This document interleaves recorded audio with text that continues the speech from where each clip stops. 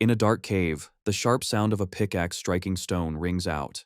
A young man with white hair pauses as he notices glowing blue droplets leaking from a crack in the ceiling. His eyes widen with excitement. He has finally found his target. He carefully positions a bottle to catch the falling liquid, identifying the glowing substance as ink. The young man thanks the small black cat on his shoulder, Nero, acknowledging the discovery was only possible because of him.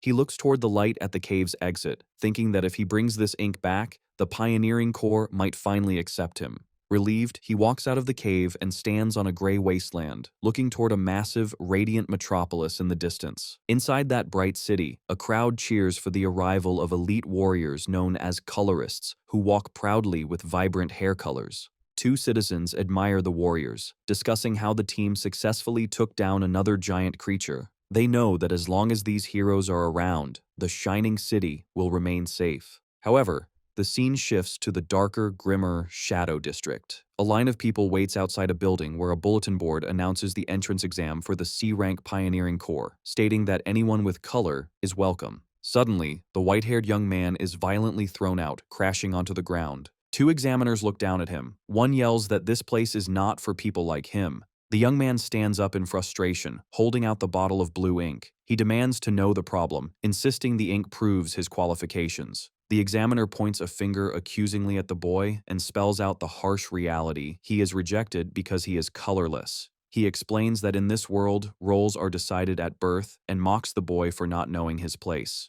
The red-haired examiner unleashes a surge of red energy, calling the young man a damn colorless. The white-haired protagonist flinches, groaning in pain as the energy washes over him. Standing at the top of the stairs, the examiner lectures the kneeling boy about pioneers. With an arrogant expression, he declares that only chosen people like himself are capable of becoming one. The examiner explains that the Black Lands outside the city are a place where the weak cannot survive, a terrifying landscape swallowed by darkness and filled with dangerous beasts known as creatures. He glorifies the pioneers who risk their lives to explore, gather resources, and fight these monsters for humanity, earning the title of heroes. Returning to the present, the examiner stares coldly at the protagonist, stating that for a colorless person, achieving such things is impossible. He insults the boy, telling him to know his place and stick to menial work. He issues a final threat, warning the boy he will die if he comes back, and slams the door shut. Left alone, the protagonist looks down as a soft sound comes from his chest. Nero, the black cat, pokes his head out of the boy's jacket. The protagonist pets the cat gently, saying they can just try somewhere else because he is used to this kind of rejection. Despite the humiliation, he forces a determined smile and promises Nero he will become the greatest colorist ever. He quickly tucks the cat back inside his clothes, worried someone might see him. The protagonist walks through the industrial streets, wondering where to go next. As he walks dejectedly, he hopes to find a place that will accept them, unaware he is being watched from above by a man with green hair. Later, the protagonist stands in a busy plaza, checking his notebook. He violently crosses out another location in a book filled with crossed-out names, realizing he has been rejected everywhere. He sighs, exhausted and defeated. Resigned, he approaches a building with a sign that reads, "Mari Workshop," muttering that it can't be helped. He opens the door and calls out to the owner. Inside, a girl with white hair and goggles pushes up her glasses and welcomes him back with a cheerful smile. Mari notices the protagonist's gloomy expression and guesses he failed another exam. As Nero hops onto the table, she greets the cat warmly. She tries to cheer the protagonist up, insisting the examiners are blind to his talent. However, he remains discouraged, asking what good his strength is if no one will accept a colorless person. Mari argues that his skills are proven by the fact he successfully brings back resources from the dangerous Black Lands. The protagonist stays humble, claiming his survival is only possible because Nero helps him. Changing the subject, he places the bottle of blue ink on the table and asks if she can buy it. Mari is delighted and agrees to pay him well. She pours the blue liquid into a pipe system, complaining that ink prices have skyrocketed due to shortages. The protagonist notes this scarcity is why people are calling for more pioneers. A view of the machinery shows their livelihood depends on these colorful fluids. The protagonist sighs, frustrated that no corps will hire him. Mari asks if he has thought about her previous suggestion. When he hesitates, saying the place she mentioned seems a bit... Mari abruptly slams a piece of paper on the table, shouting that he has to try everything. The flyer reveals a recruitment notice for the S-rank Dawn Pioneering Corps, stating the entrance test is open to all and is based strictly on skill. The protagonist stares at the paper in shock. He admits he always hesitated to apply to the prestigious S-rank corps, assuming he would fail. He wonders if a place like that would really recognize his skills. Mari encourages him to take the chance, reiterating that if it is truly skill-based, he might finally get the acknowledgement he deserves.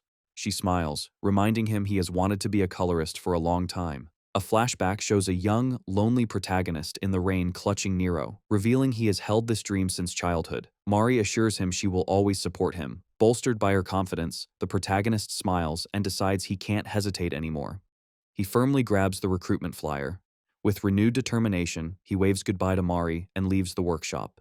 Walking through the quiet alleys of the Shadow District, the protagonist clutches the flyer, thinking he needs to prepare thoroughly for the exam. Suddenly, he halts as Nero reacts to a presence behind them. A voice casually asks what is wrong, and a hand holding a wooden wand tipped with a glowing green orb appears from the shadows. The green-haired man who had been spying on him aims his wand directly at the protagonist, a magical crosshair locking onto his back. Without hesitation, he fires a blade of green energy. The protagonist turns in shock, but he is too slow. The energy blast strikes him violently, causing him to scream in agony. As he collapses, the green-haired man and his assistant stand over him. The attacker mocks him, noting that although he dodged a direct kill shot, he will be dead soon anyway. Bleeding and unable to move, the protagonist lies on the pavement while the attacker coldly remarks that no one cares if a colorless person dies. The protagonist weakly calls out to his cat. Seeing Nero's terrified face peeking from his clothes, the boy uses his last ounce of strength to urge the cat to run away. The scene shifts to an industrial area marked with a warning for an ink waste disposal site. The protagonist groans as he regains consciousness, only to see the green-haired man smiling down at him. The man holds him by the collar, dangling him over a massive vat of black sludge. He taunts the protagonist, saying it is unlucky for him to be thrown in while still alive. The attacker explains that the pit contains ink waste, a deadly mixture that dissolves anything it touches, ensuring no body will remain. Terrified, the protagonist struggles and demands to know who this man is and why he was attacked. The green-haired man reveals that he and his partner were shocked earlier when spying on him. A flashback shows that while watching, they hadn't been interested in the boy, but in the creature hiding in his jacket. The man explains that a creature with the intelligence to follow a human is an incredible discovery. He calls Nero a true rarity as he tightens his grip on the protagonist's throat. Behind him, his assistant holds up a small cage. Inside, Nero sits trapped and crying while the protagonist looks on in horror, realizing his companion has been captured. Desperate, the protagonist grabs the green-haired man's collar, screaming at him to let go of the cat. The attacker is unimpressed, mocking the boy's anger as pathetic. His eyes glowing with greed, he explains the creature is too valuable for a colorless owner and will be sold for a huge sum on the black market. He easily overpowers the boy, choking him and lifting him into the air, sneering that the pet is too good for him. As he hangs helplessly, the protagonist scolds himself for being careless in the Shadow District. He reflects on his lonely past, thinking that while he has always endured discrimination, he absolutely refuses to lose Nero, his only family, over something like this. With a burst of fury, he warns the man not to mess with him and tightens his grip on the attacker's arm. The green-haired man pauses, noticing something strange. His expression shifts from arrogance to shock as energy crackles around his face. A swirling green aura flows from the attacker into the protagonist's hands, and the man cries out in panic, feeling something being forcibly sucked out of his body. Terrified by this unknown sensation, the man violently shakes the boy off, throwing him backward into the vat of toxic ink waste. The attacker dismisses the encounter as a waste of time, while Nero cries desperately from his cage. The villains declare they are now rich and head to the black market, ignoring the cat's tears. Deep beneath the black liquid, the protagonist watches the light fade, hearing Nero's cries grow distant. He tries to swim, but his body is paralyzed. As memories flash before his eyes, he wonders if his story will end in this dark pit. However, a vision of his younger self clutching the cat appears. He realizes he cannot give up yet because he still has a promise to keep. Deep within a void, a mysterious voice asks the unconscious protagonist why he is doing nothing. Confused, the protagonist asks the voice to identify itself. Large text flashes before him, commanding him to accept it. A torrent of thoughts rains down, urging him to save Nero and accept his true color. The protagonist's face becomes obscured by shadow as the voice demands he take back his power. A hand reaches out from a swirling vortex of black liquid. The protagonist stands motionless as a tendril of darkness dissipates above him. He looks down at his hands, now wreathed in black energy, confused that he was inside the ink.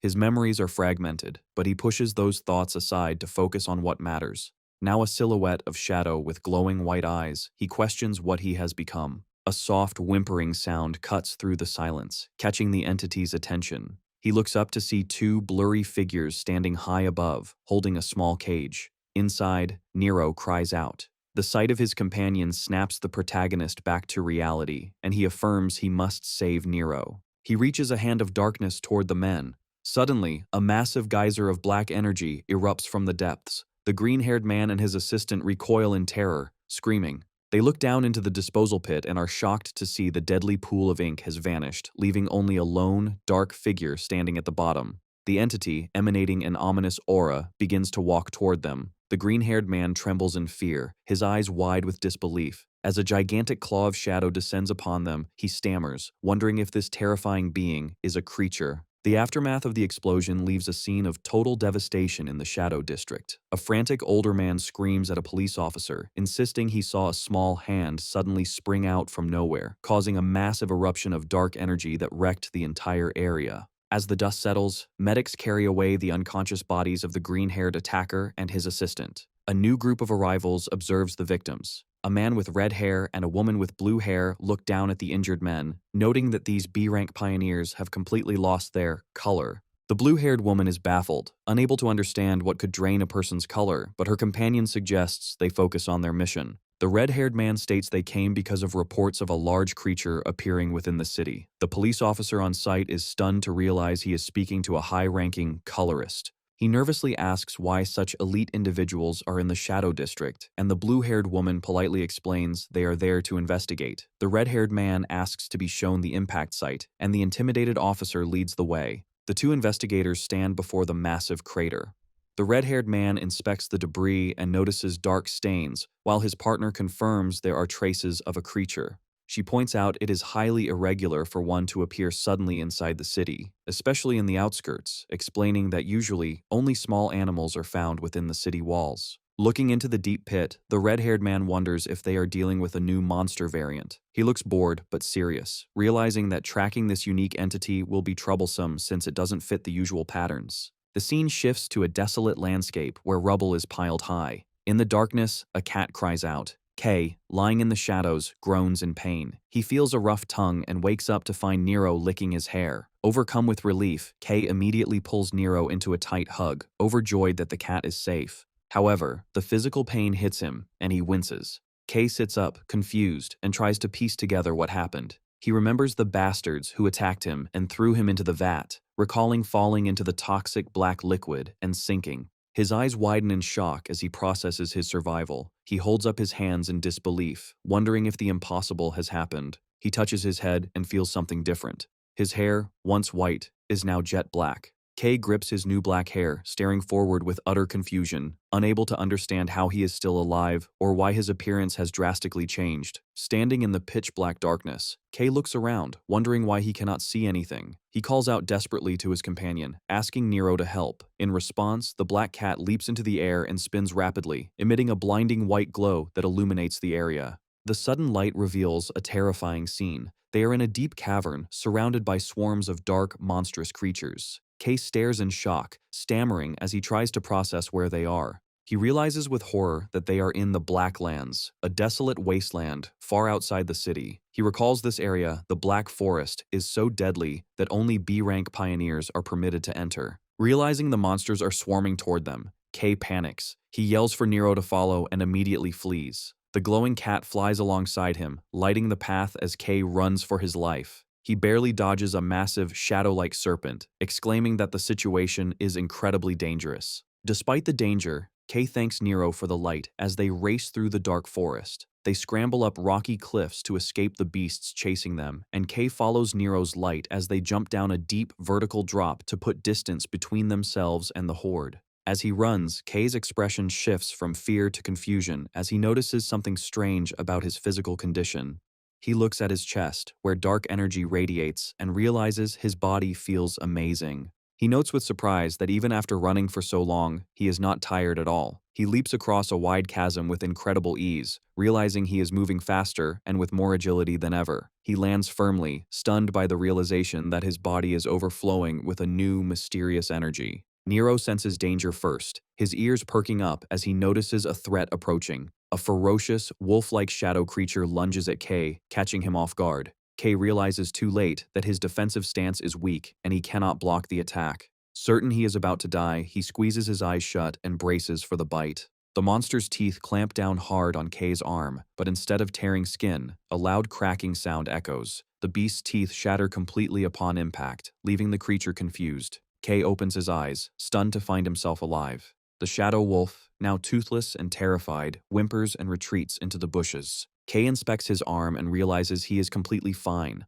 without a scratch. He looks at his hands in disbelief, thinking a hit like that should have been fatal. His eyes widen as he finally understands that this durability is the power of color he has been searching for. Suddenly, heavy tremors shake the ground, drawing both Kay's and Nero's attention. A massive silhouette begins to rise from the darkness, towering over them. A giant, one-eyed monster climbs over the ridge, glowing with menacing energy. Kay stares up in horror, identifying the beast as a cyclops.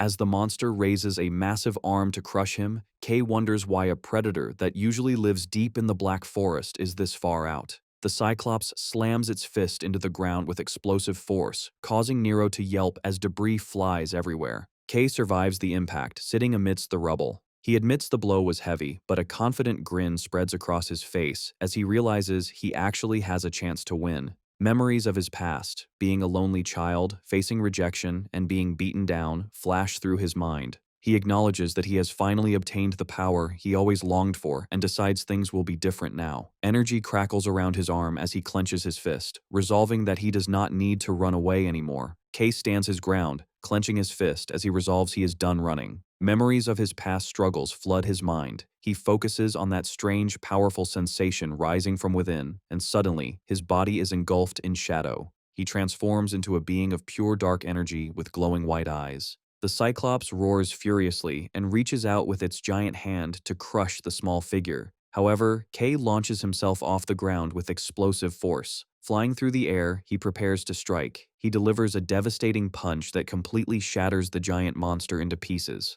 The force of the blow creates a massive shockwave that blasts through the landscape, clearing a path through the trees. Kay soars through the air, surrounded by the debris of his enemy. He remains in his transformed state for a moment, but then his eyes widen as he notices something changing.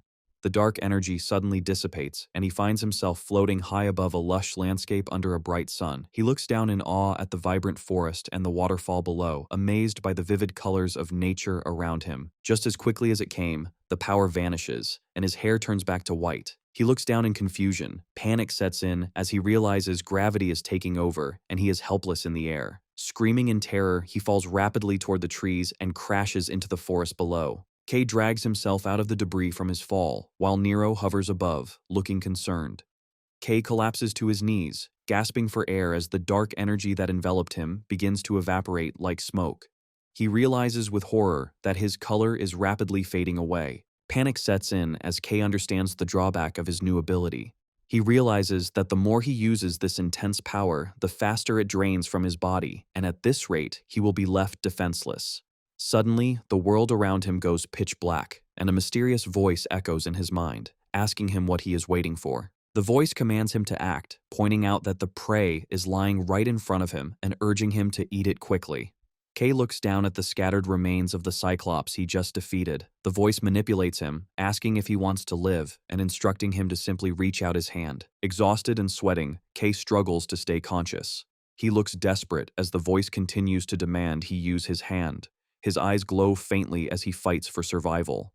Trembling, he obeys the instinctual command and reaches his hand toward the monster's remains. Kay places his hand firmly on the carcass of the Cyclops. Immediately, a dark technique activates, and he begins to absorb the shadowy energy lingering in the monster's body. Nero watches with wide, shocked eyes as his owner performs this terrifying feat. A massive pillar of black light erupts from the forest, piercing the sky as Kay fully consumes the energy. As the light fades, Kay is left panting heavily, the exhaustion slowly leaving his body. He leans back against a rock, his hair black once again, and his energy restored.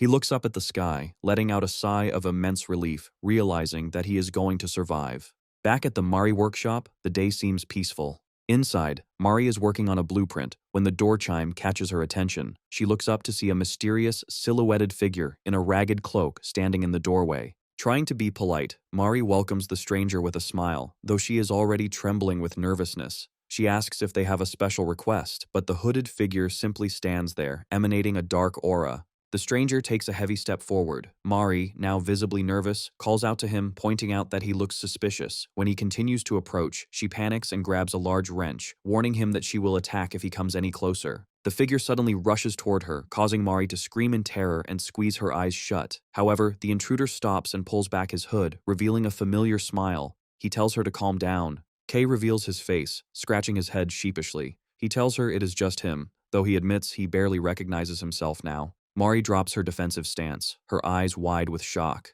She stammers, unable to process the drastic change in his features. Her voice echoes outside as she screams in disbelief, demanding to know what happened to his appearance. Mari is shaking, clutching a metal pipe in fear as she faces the hooded figure. Suddenly, her fear turns into explosive rage. She pulls out a hammer and a wrench, screaming that she won't forgive the bastards who hurt him. She swings the tools wildly, shouting that they deserve to have their heads smashed, while Kay frantically tries to calm her down, assuring her he is fine. Realizing it is truly him, Mari sets the wrench down, admitting she got carried away because she was terrified after losing contact with him. Her expression softens into a relieved smile, and she tells Kay she is happy he is safe.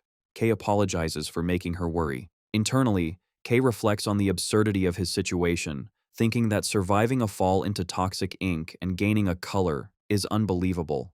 He voices a concern to Mari, noting that his new color is black, which is associated with monsters, and wonders if people will look at him in a bad light. However, he quickly brushes the worry aside, deciding that what matters is that he finally has the chance to become a colorist. He declares he will go straight to the Pioneering Corps entrance exam and thanks Mari for her help. Kay then sheepishly asks if he can borrow some clothes, promising to return them. Mari looks exasperated, sighing and asking how many times he is going to beg. However, she smiles warmly, telling him to consider it an investment in a future colorist. She suddenly grabs Kay's hand and pulls him along, telling him to follow her. Kay looks surprised as she cheerfully announces she has the perfect items for him. The scene shifts to a large crowd of aspiring pioneers, marching up the stairs of a massive Colosseum-like building. Inside, hundreds of participants gather on the floor, which is marked with large white square platforms, preparing for the exam. Among the crowd, a group of 3 men chats nervously. A man with blue hair and the number 183 on his chest tries to calm his anxious friend.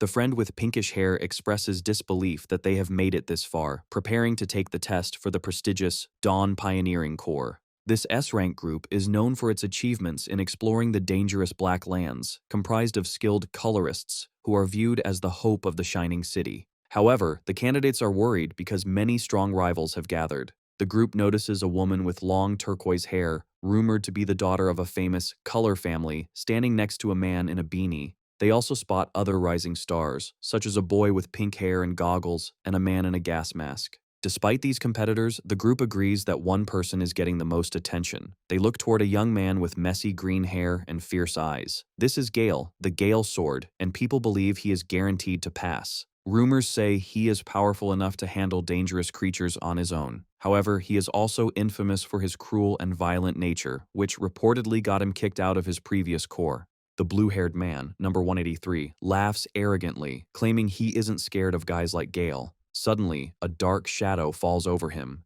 Gale appears directly behind the boasting man, daring him to say that again. The blue-haired man freezes in terror as Gale looks down on them with contempt, calling them ridiculous brats. Gale walks away, sighing with disappointment. He complains that despite this being an S-rank exam, the competition is incredibly low. As he looks out over the participants, he mentally crosses them all out, thinking there isn't a single standout among them. However, his eyes narrow as he spots one exception, the turquoise-haired girl. He identifies her as Ellie Cyan, the second daughter of the Cyan family. Gale smirks, admitting she is at least decent enough to be noticed. As he reaches a hand out toward the crowd in his imagination, he wonders with anticipation how they will all react to the upcoming test. A mechanical speaker crackles to life, calling for the candidate's attention. Gale and Ellie turn their heads toward the stage as the voice declares that the entrance exam for the Dawn Pioneering Corps is officially beginning. A man with bright blonde hair and yellow eyes stands on the podium, announcing that the test starts now.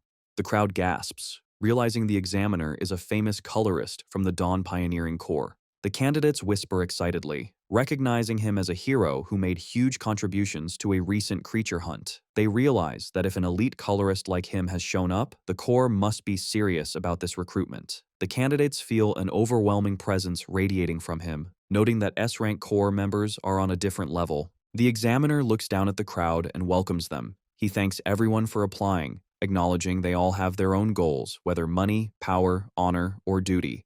However, he states coldly that none of those reasons actually matter. His eyes glowing, the examiner explains that in the end, only skill allows a person to achieve anything. He declares they are looking for overwhelmingly strong candidates capable of venturing into the Black Lands to reclaim human territory.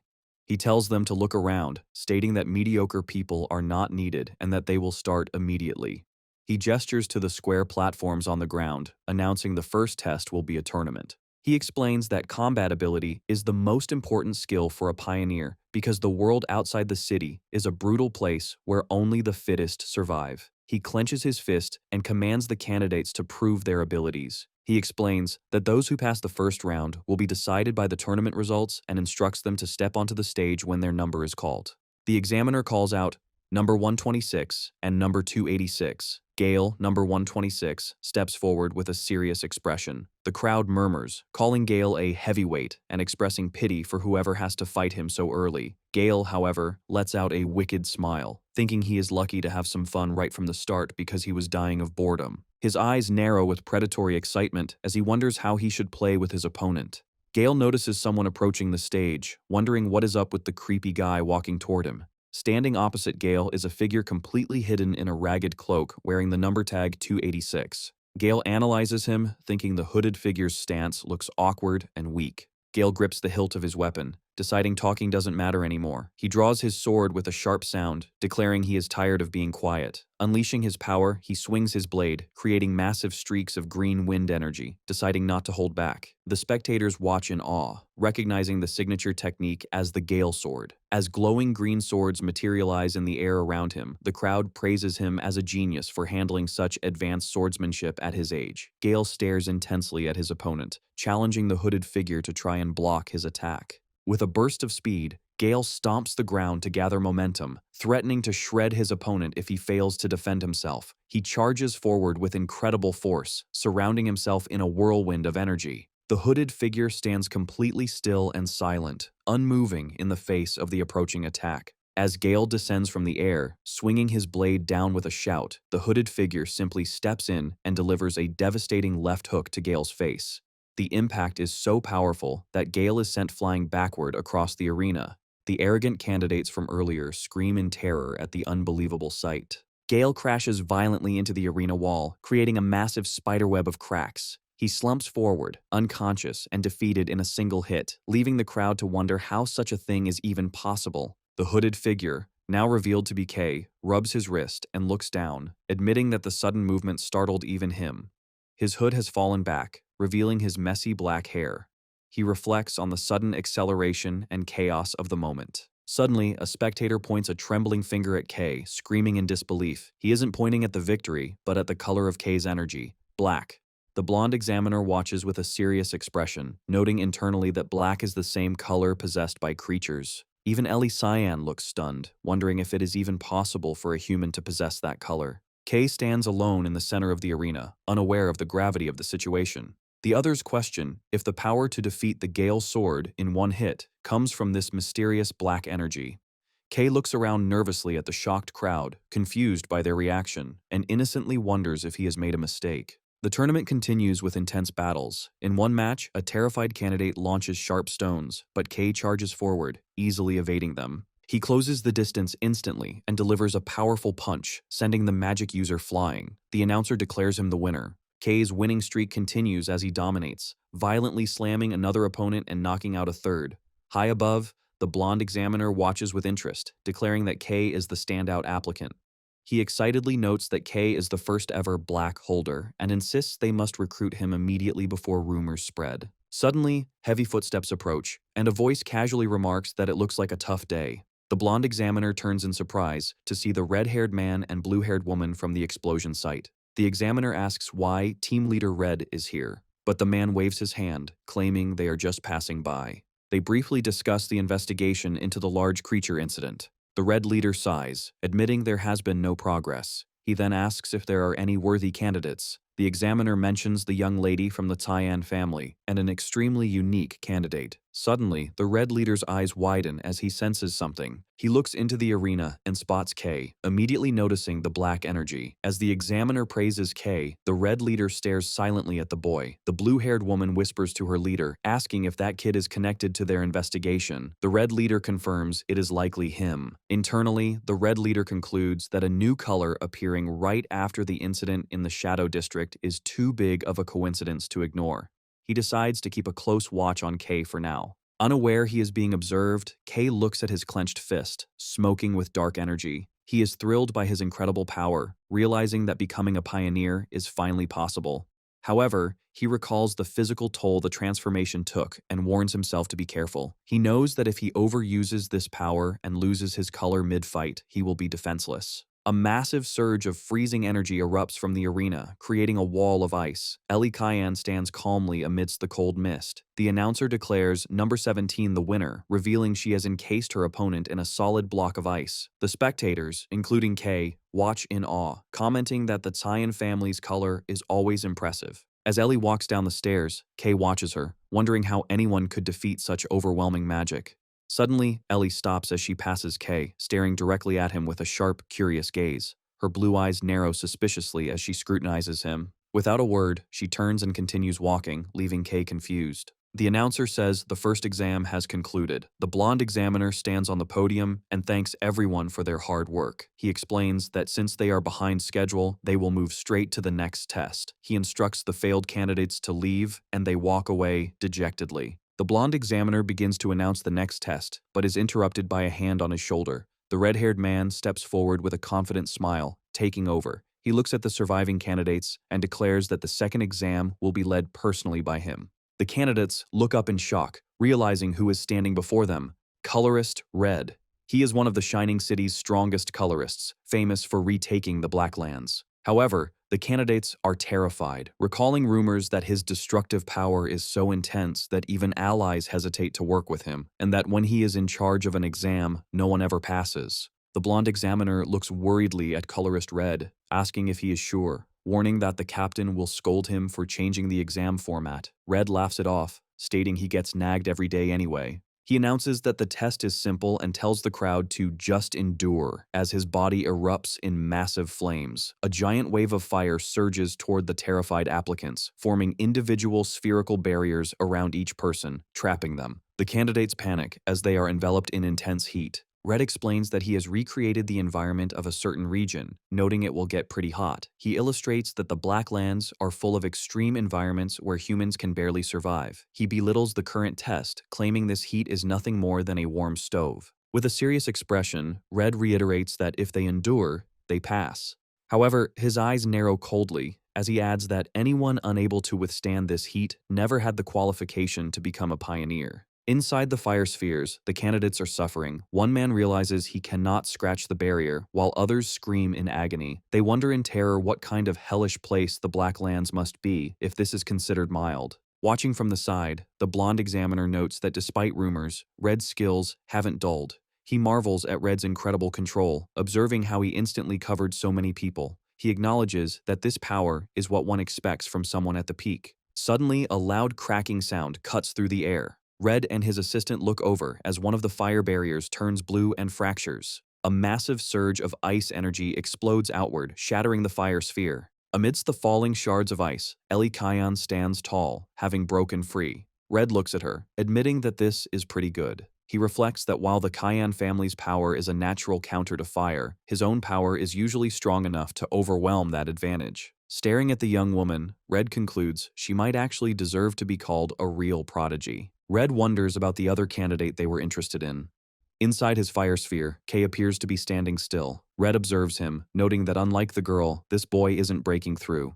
He admits he didn't expect much from him. However, inside the barrier, K is panicking, screaming internally that he is in big trouble. He realizes he used too much of his color during the fight with the Gale Sword. He looks at his hand in horror, noticing his black energy is leaking out and draining faster in the heat. K imagines a terrifying future where his power runs out. He knows if he is revealed to be colorless, he will likely be experimented on.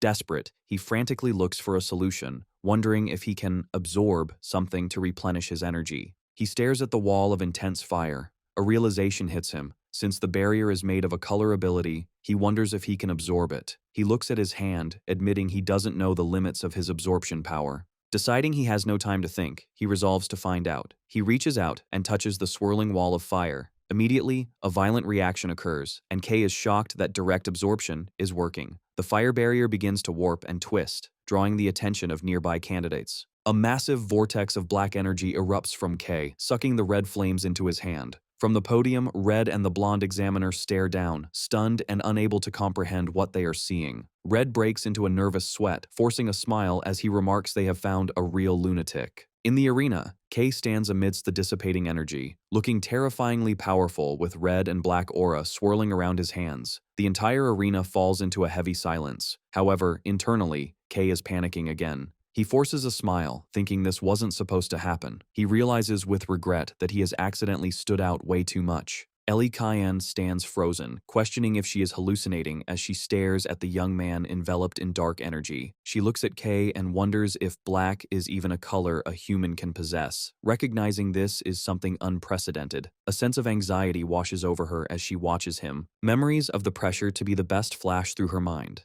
She is forced to admit that Kay is undeniably strong. She realizes that even with her full power, she could not guarantee a win. As Kay walks away, Ellie thinks that there is something about him that cannot be explained by strength alone, asking herself what he actually is. She quickly shakes her head, trying to dismiss the disturbing thoughts. Colorist Red approaches Kay and casually wraps an arm around his shoulder, telling him next time won't be like this. Red smiles, remarking that the black ability to suck everything in was wild and he cannot hold back his curiosity. He guides Kay away, suggesting they have a private conversation to protect Kay's privacy while he satisfies his own questions. Kay, sweating nervously, asks about the exam status. Red assures him that with a power level like that, he obviously passes. Kay is stunned, realizing drawing so much attention worked in his favor. He is overcome with emotion, thinking he has finally achieved his dream of becoming a pioneer. Suddenly, the blonde examiner yells at Red for acting on his own. Red laughs it off, asking his colleague to overlook it just this once. The examiner sighs and announces that despite the interruption, the exam will continue. He clarifies that number 17, Ellie, has passed because she broke the barrier, but the other candidates will undergo an additional test. Ellie ignores the announcement, her gaze fixed on the dark tunnel where Red is leading Kay away. The scene shifts to an industrial setting. Red stands outside a car with Kay, while the blue-haired investigator sits in the driver's seat. Red tells her to wait. Kay looks at his surroundings, and his expression turns to pure shock. He stares at a massive landscape of rubble and destruction, realizing with horror that Red has brought him back to the exact location where he fell into the ink waste. Colorist Red looks over the devastated ruins, remarking that it is an ugly sight. He explains that a major incident occurred here, causing Kay to freeze. Red recounts that for the first time in history, 2 pioneers were found completely drained and colorless. He adds that eyewitnesses saw a massive creature at the site. Red turns sharply toward Kay, pointing out the suspicious timing. He notes that shortly after that creature appeared, Kay emerged as the first person to possess the color black, calling it a coincidence. His eyes glowing, Red analyzes Kay's power, describing it as an ability that absorbs other colors. Kay sweats nervously as Red stares him down, declaring this is a completely foreign ability. Internally, Kay panics, realizing Red suspected the connection from the start. He frantically wonders if he can run, but looking at the man's overwhelming aura, he realizes it is impossible to escape from a hero. Suddenly, Red laughs, breaking the tension. He waves his hand, admitting he was just testing Kay, but complains Kay's honest reaction took the fun out of it. Kay looks at him in confusion.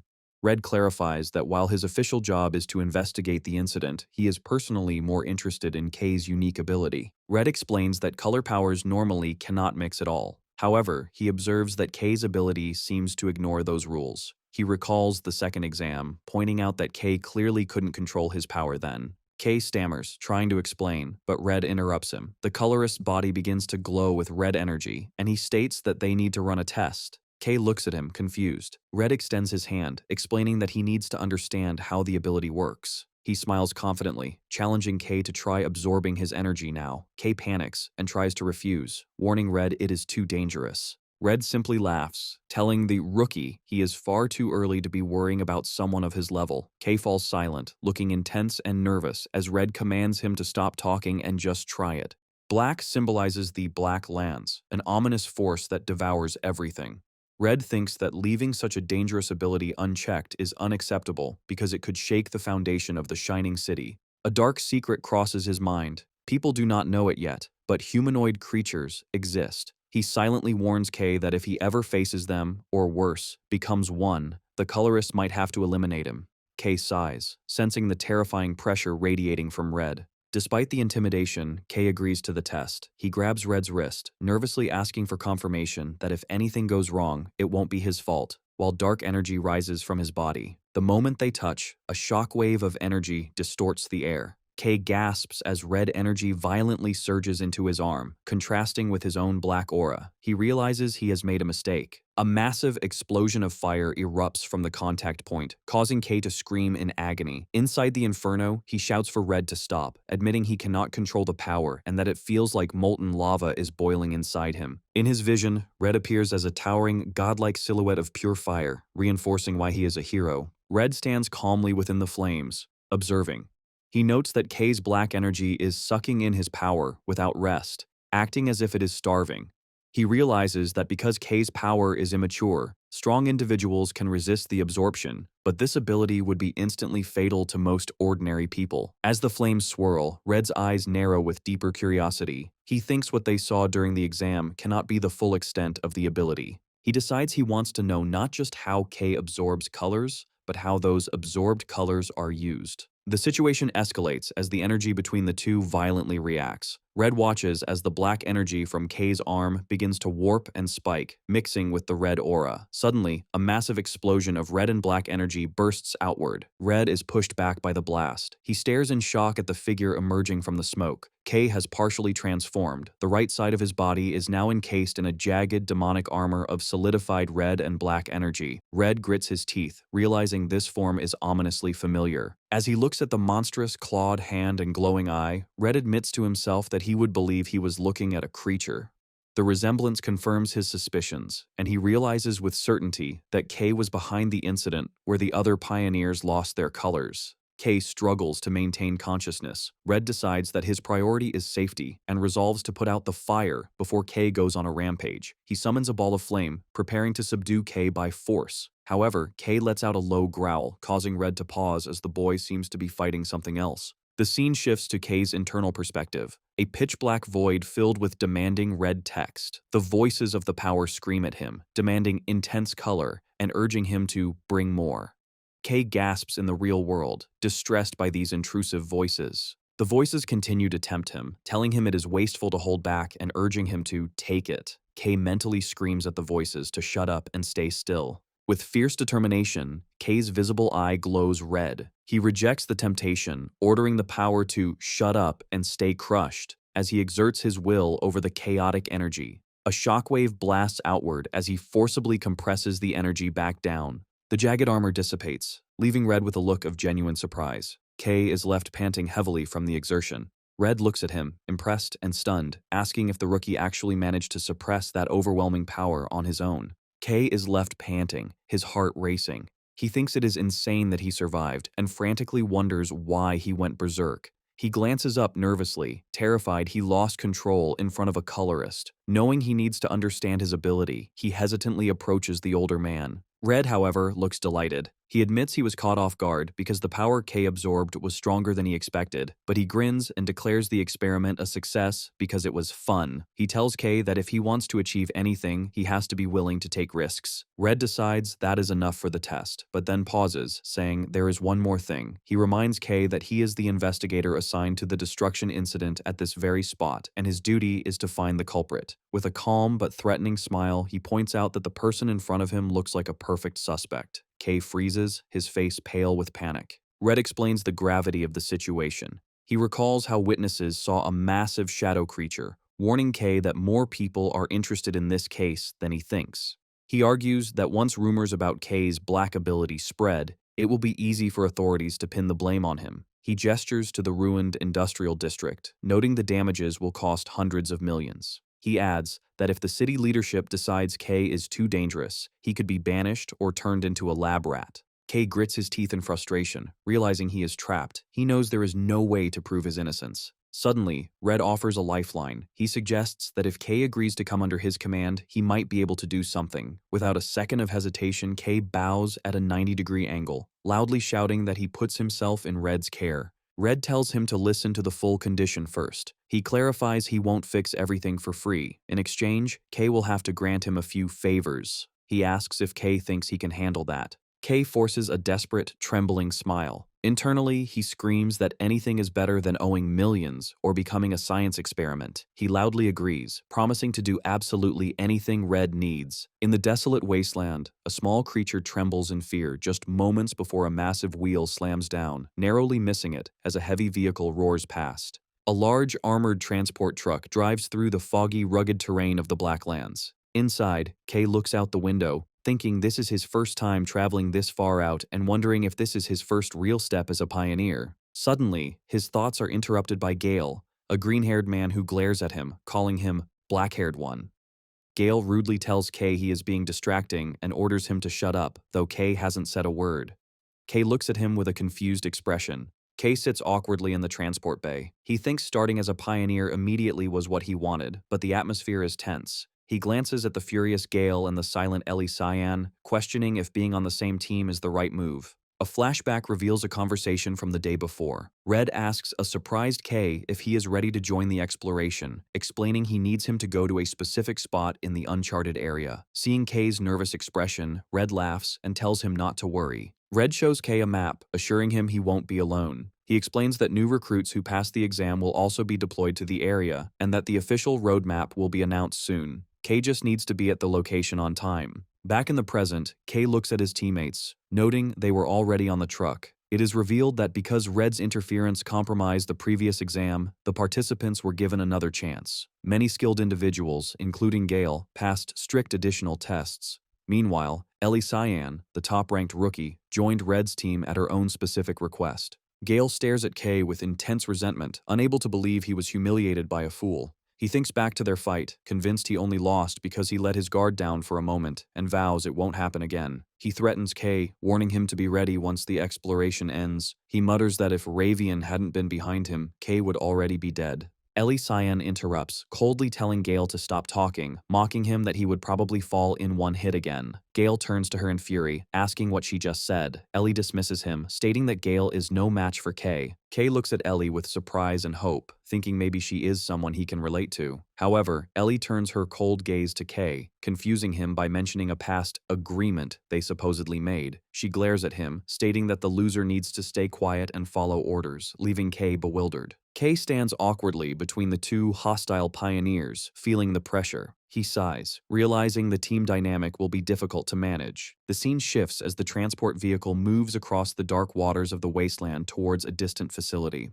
The vehicle arrives at a bustling loading dock with workers moving supplies. The group disembarks. Kay, Ellie, Gale, and the other recruits walk out into the forward base for the Dawn Pioneering Corps. Kay is in awe of the high level of activity, noting the S-Rank Corps' exceptional supplies, something he didn't realize when he ventured into the Blacklands alone. Suddenly, a finger pokes Kay's cheek, startling him. He turns to see a smiling Mari, who cheerfully explains that since this is his first mission, she had to come along to support him. Mari opens her jacket, revealing Nero has tagged along. Kay holds the black cat, thanking Mari for taking care of him. She smiles warmly, saying Nero is family. She explains she got a great opportunity to join the exploration team as support staff, stating her skills are useful here. A loudspeaker announces it is assembly time. The crowd of pioneers stands in the gray wasteland as the announcement continues that they will soon enter the Blacklands. Kay hands Nero over to Mari, telling her to take care of him. Mari warns him not to do anything dangerous, and he smiles, telling her he will see her later. Mari hugs Nero, but the cat suddenly leaps out of her arms, startling her. She shouts Nero's name as the cat runs toward Kay and sinks into the shadow on the ground. Mari's eyes widen in shock at this unnatural movement. She stammers, trying to call out to Kay, confused. The group arrives at a dark, fortified cave entrance. At the front, a woman with bright orange hair and a white coat shouts for everyone to prepare, announcing a new recruit is about to enter the Blacklands. She yells that safety is the top priority. She warns that reconnaissance has reported unidentified dangerous creatures in Area 21, a very dangerous zone where an A-rank creature's body was found. Suddenly, a male pioneer runs up to the orange-haired woman, calling her Arancia. He nervously reports that the red team leader has brought the new recruits, but they have left their formation without permission. Arancia's eyes widen in shock, and she asks if it's true. The messenger confirms it, and Arancia sighs that guy is causing trouble again. The group secretly enters a dark canyon, moving away from the main army. Colorist Red reaches his hand into the shadows, leading the way. The small squad, consisting of Kay, Gale, Ellie, and Red, separates from the formation. Kay nervously asks the team leader if this is okay, pointing out that the main team is heading in a different direction. Red confirms that their destination is different. Kay looks back at Gale and Ellie, worried because the squad is all new recruits. Gale suddenly snaps, demanding to know why he and Ellie had to follow, shouting that he heard Red only intended to take Kay, and he feels insulted. Red smiles, his red aura flaring. He explains that his personal guidance isn't something just anyone can receive, so it wouldn't be fair if Kay was the only one to benefit. He assures the angry Gale that while he won't spoon-feed them, he also won't let them get seriously hurt. He cuts the conversation short, ordering them to move out. Kay's eyes widen as they encounter enemies. Deep inside a cavern, the group is surrounded by shadow creatures. While Red holds a lantern, Kay, Gale, and Ellie engage in a chaotic melee. A massive wolf-like beast lunges out of the darkness. Ellie Cyan reacts instantly, her blue energy sword piercing through the creature's body. She lands gracefully, realizing this is the reality of the Black Lands. Surrounded by glowing eyes, she notes the suffocating environment and constant waves of monsters, acknowledging it's different from training. She grips her sword, resolving to manage her strength carefully. Ellie glances over her shoulder, thinking she needs to move more efficiently. She looks at Kay and tells herself she doesn't want to fall behind him. Meanwhile, Kay grips a shadow creature by the neck and brutally crushes it with his bare hand. Ellie Cyan looks at Kay with total shock. She asks him why he is not using a dropper. Kay hesitates, recalling the entry exam, and admits that he doesn't have one. He explains they are too expensive and that he feels fine fighting without one, leaving Ellie staring in disbelief. Gale is flabbergasted, shouting it makes no sense for a pioneer to have never used one. A dropper is an essential tool for pioneers, used to infuse weapons with color energy to fight creatures. To properly hunt these monsters, one must color them using a dropper. The group looks at Kay, standing over the defeated enemies, and they question how he managed to defeat them bare-handed, without the essential tool. Gale's hand trembles as he grips his own weapon, realizing the gap in their abilities. He recalls the humiliation of the exam, realizing he couldn't even scratch someone who wasn't using a dropper.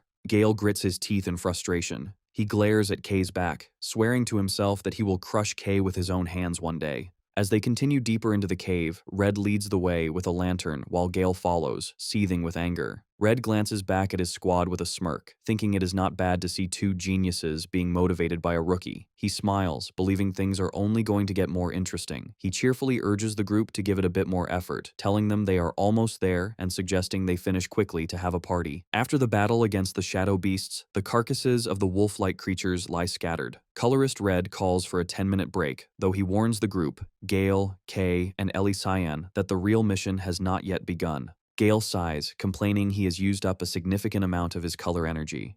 He pulls out a small bottle of glowing green liquid. As Gale drinks, Kay identifies it as personal ink. This is a specially refined alchemical ink, an essential but rare supply for pioneers that restores their color. Because it must be crafted to match the user's unique color, it is insanely expensive. Kay watches with envy as both Gale and Ellie drink their custom inks, wishing he had the funds for such luxuries. Kay quickly dismisses the thought, walking away from the group. He reaches his hand out toward a defeated shadow creature's corpse. A massive swirl of dark energy erupts from its body as Kay activates his ability, absorbing the shadow directly into his hand. The black energy flows into him. Kay clenches his fist, his energy fully restored, and announces his recovery is complete. He turns back to his teammates, who are staring with horror and disbelief. Ellie hesitantly asks if he is sure he is okay. Kay waves off their concern, explaining he has done this a few times. Gale shouts in disbelief that Kay just absorbed a monster without flinching. Before they can continue, Red interrupts, declaring the break is over. The group travels deeper into the canyon until Red announces they have arrived. The team sees a massive, swirling dome of pure black energy blocking their path. Kay stares, muttering that it looks like a black curtain. Red smiles at Kay's stunned expression and reveals that this dark barrier is the specific reason he brought Kay along. To demonstrate, Red summons a ball of red energy and unleashes a powerful beam at the black dome. The attack hits the surface, but instead of breaking through, the energy is instantly swallowed by the darkness. Red explains that if anyone tries to force the barrier open, it absorbs the power and becomes tougher. He notes that this is very similar to Kay's own ability, which is why he had a hunch that Kay would be the only one capable of erasing it. Red points toward the dark wall, revealing that the path to the ruins lies inside. He announces that within those ruins hides their true objective, the Stella fragment. Kay's eyes widen in shock. The other recruits are confused. Gale asks what Stella is, and Ellie admits she has never heard of it. Red assures them it exists and that the Shining City is desperate to find it. He points a finger at Kay, ordering him to get rid of the curtain. Kay steps forward toward the towering wall of darkness. As he touches it, his absorption ability activates, and the barrier's black energy begins to flow violently into his hand. A massive vortex forms as the giant dome is funneled into Kay. Red, Gale, and Ellie watch as the obstacle is devoured. Red watches with an amazed grin, delighted his theory was correct. As the barrier disappears, he tells Kay his power will be extremely useful. However, Kay looks unhappy, sweating and trembling as he struggles to contain the massive amount of energy he just absorbed. Suddenly, the ground shakes violently. Gale and Ellie panic as the tremors grow stronger, realizing the loud noise is sure to attract hordes of deadly creatures. The loud rumble caused by Kay's action echoes through the canyon. Suddenly, a horde of black, wolf-like monsters emerges from the cliffs. The group finds themselves surrounded. Ellie and Gale draw their weapons, while Red laughs that such a large crowd has gathered to welcome them. Red commands the rest of the team to handle the creatures, while Kay focuses on removing the curtain. With a cold expression, the team leader orders his squad to wipe out every monster. Gale and Ellie leap into action. Gale moves with incredible speed, slicing the shadow creatures with wind-infused attacks. Ellie unleashes her power, summoning massive ice spikes from the ground that impale multiple enemies. As the two recruits clash fiercely, Red observes them. He notes that he was prepared to step in, but there is no need. He effortlessly summons orbs of red energy and fires beams that pierce through the remaining beasts. Red thinks that although they are new recruits, their skill level is high enough. Meanwhile, Kay continues to absorb the massive barrier, sweating profusely. Red smiles, thinking how nice it is when his subordinates do the hard work. While Red stands guard, Kay struggles with the volatile energy, kneeling on the ground. He notices the curtain's power feels strangely similar to his own, wondering if it's because they share the same black attribute. He realizes the danger. If he loses focus, the curtain's massive energy will reverse the flow and steal his color instead. Kay grits his teeth, refusing to be overpowered, and declares that he is the stronger one. With a final effort, the absorption completes. He stands on the path's edge, panting heavily, and confirms he has absorbed everything. He looks down at what was hidden behind the barrier and is shocked to see a massive, pitch-black pit with no visible bottom. He wonders if this terrifying abyss is the entrance to the ruins. Having finished his task, he turns and calls out to the team leader, reporting the curtain has been successfully removed. With the barrier removed, Red praises Kay for a job well done. He calls out to the rest of the team, announcing the curtain is down and ordering them to finish cleaning up. Suddenly, Red's expression shifts to pure shock as he senses an immediate danger. Moving with blinding speed, he rushes forward and forcibly grabs both Ellie and Gale, pulling them back. An instant later, a massive invisible energy slice tears through the air, carving deep gouges into the ground where they had been standing. The attack is devastating, shredding the remaining shadow monsters. Debris rains down as Red, Ellie, and Gale land safely on a higher slope. Gale stares in horror, realizing he would have been killed instantly without Red's intervention. Red looks grim, sighing that the lack of resistance earlier was because something else was scaring the monsters away. He recalls a report that a dangerous entity was lurking nearby. Through the dust, a silhouette appears, walking toward them, dragging a massive sword. Red remarks that they are out of time to fool around. The attacker steps into the light. It is a man with spiky hair, white on one side and black on the other. Half of his face is consumed by a dark mask-like growth, and he carries a collection of different weapons on his back. The stranger glares at the pioneers with a terrifying aura. Red stands between his team and the new threat, ordering Kay and the others to listen carefully. Red hurriedly shoves a lantern into Kay's hands, giving him a frantic order. He tells Kay and the others they must enter the ruins immediately and find the Stella fragment. Kay looks at the team leader with wide, anxious eyes. He asks if Red expects them to go down there by themselves. Red assures him that with their abilities, they are more than capable. However, Red doesn't wait for them to agree. With a sudden burst of force, he shoves Kay, Ellie, and Gale toward the dark abyss, shouting at them to stop whining and just go. Kay screams out the team leader's name in panic as the three recruits plummet into the deep pit. Left alone, Red stands with his back to the drop, his red aura glowing. The voice of one of the recruits echoes from the deep, asking what they are supposed to do on their own, while the menacing silhouette of the armed stranger looms behind Red. The two powerful figures lock eyes in a tense standoff, and Red knows a difficult battle is about to begin. The scene shifts to the pitch-black bottom of the abyss. Kay lies motionless after the long fall. He groans in pain, clutching his head as he struggles to stand in the suffocating darkness. Remembering the lantern Red gave him, he activates it, wondering if he is inside the ruins. The light flares to life, illuminating the area.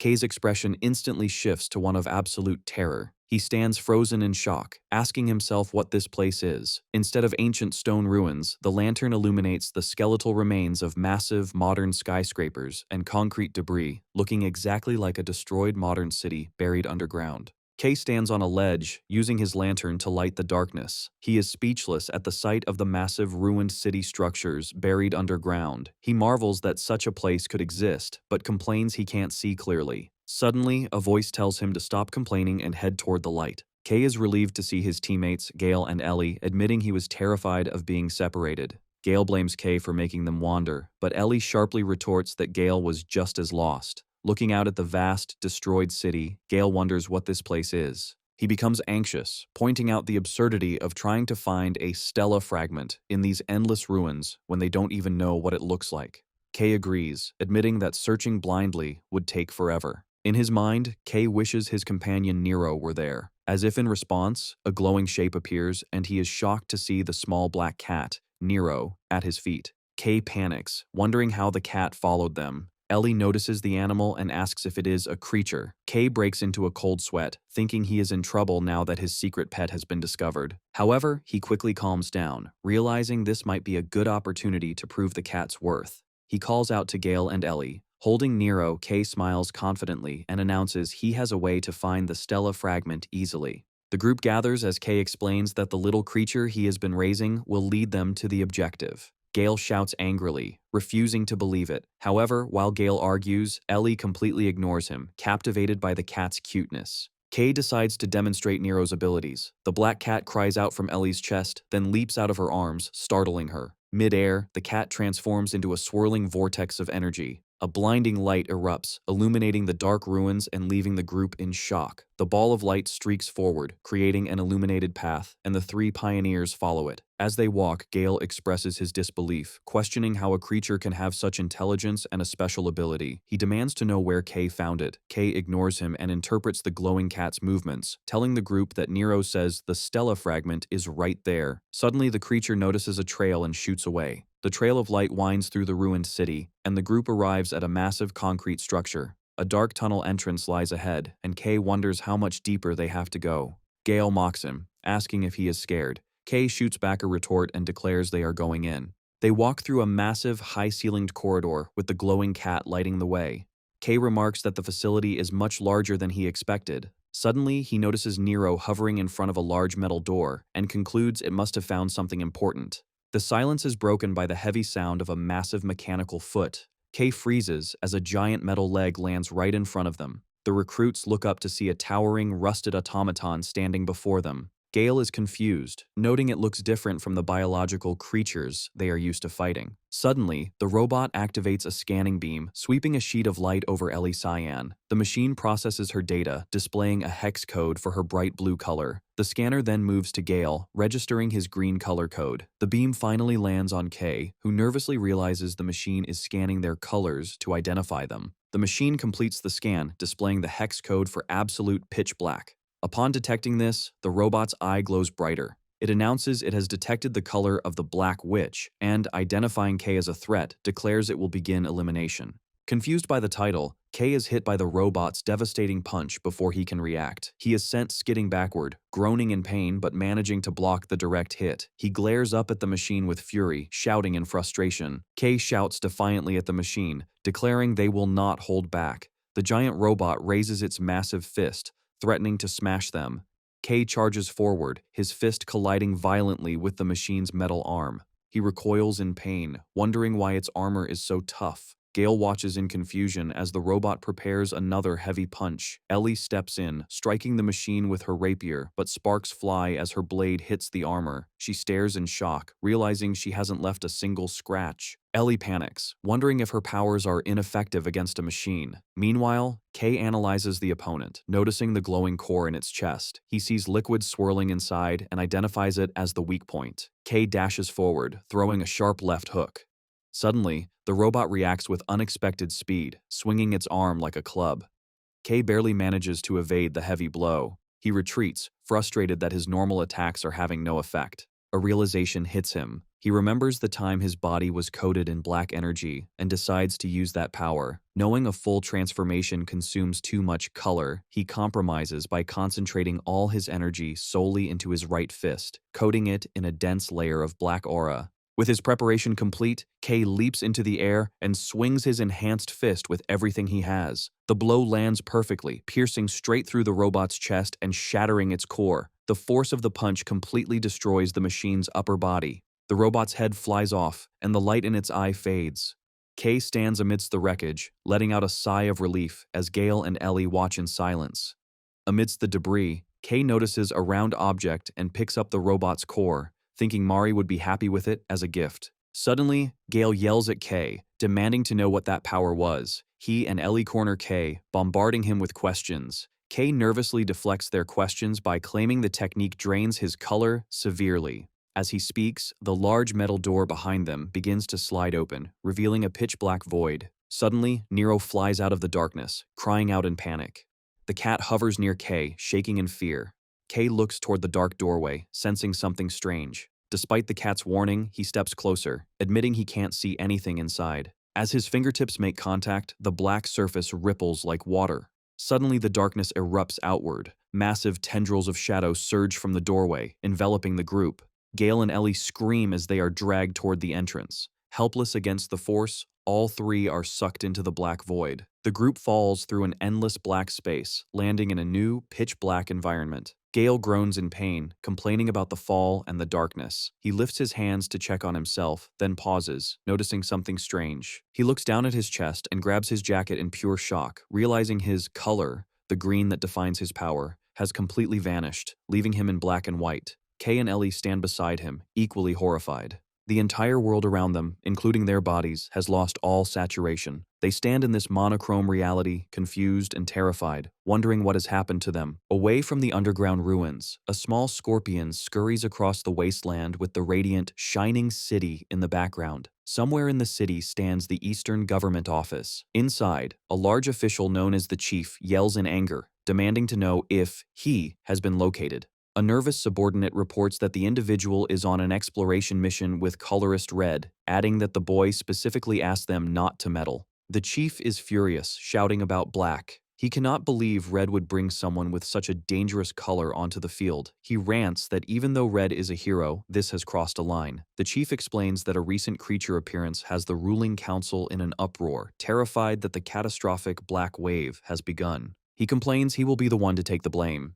As he speaks, a young woman with pink and yellow hair smiles teasingly, noting that the chief is very angry again. The woman, Camellia, the leader of the Dawn Pioneering Corps, advises the chief to calm down before he ends up in the hospital. She explains that she understands his concern, but that he should not get ahead of himself. She asks if he really believes Red would act without thinking. She argues that Red is a reliable safeguard, perfect for watching over the boy. Camellia suggests that taking a high-risk individual might yield unexpected positive results. She sips her tea, stating that what they need now is trust, not worry. However, Camellia grimaces at the bitter tea. The chief ignores her and dumps a massive amount of sugar into the pot while she wonders how anyone can consume something so sweet. The chief snaps at her to focus. Camelia's expression turns serious. She acknowledges the chief is wary of black because it is associated with the legendary Black Witch. She narrates that black symbolizes death and fear, referencing a historical catastrophe caused by the witch known as the First Black Wave. She explains that humanity nearly perished then, as the world was shrouded in dark mist and creatures appeared, creating the Black Lands. Camellia predicts another wave is inevitable and that their exploration is ultimately about survival. She mentions the recent anomalies and the appearance of a black wielder. With a determined look, she tells the chief they must use every ounce of power available, even black, and urges him to persuade the council. The chief looks resigned, admitting it's not as easy as it sounds. However, he looks at a dossier containing a photograph of Kay and promises to try his best. Staring at the image, the chief muses that perhaps the city's fate might revolve around this one boy. Meanwhile, the three pioneers stand in an endless, pitch-black void, their bodies glowing as white outlines. They are confused about where they are. Gale turns to Kay in a panic, pointing and screaming that their colors have disappeared, demanding to know why Kay still has his. Kay, bored, replies he has no idea, suggesting it might be because his color is black, matching the darkness. Suddenly, Gale hunches over, exhausted, and Ellie Cyan clutches her head, feeling weak. Kay watches, confused, wondering why he is fine. He realizes it might be because he spent his life as a colorless person, so this is nothing new. Gale mentions a bizarre sensation inside his body. He squints and sees a faint, glowing light pulsating within him, like a core.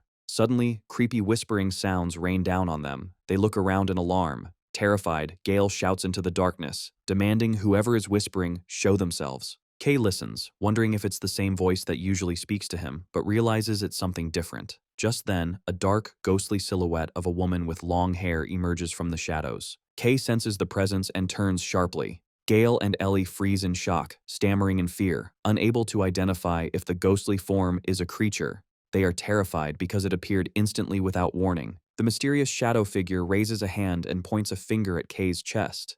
Kay freezes, his eyes widening as he realizes he is being singled out. His mind is violently pulled into a chaotic vision of a swirling vortex of energy consuming a city. The scene shifts to a terrifying, blood-red nightmare of a world in ruins, overrun by massive beasts. A giant eye opens in the sky above a horde of shadow creatures, while a terrifying, multi-eyed beast glares from the crowd. The vision cuts to the face of the mysterious woman with long hair, staring at him with one glowing eye. Kay finds himself standing before a massive, overwhelming blue energy, unsure if he is seeing a memory or reality. His confusion deepens, and he questions his own identity. Deep in his subconscious, a voice from a bright light states that he needs a name. A blurry, smiling figure from his past gives him the name Kay, encouraging him to find his own light and color. The vision ends abruptly, and Kay snaps back to the present with a loud gasp.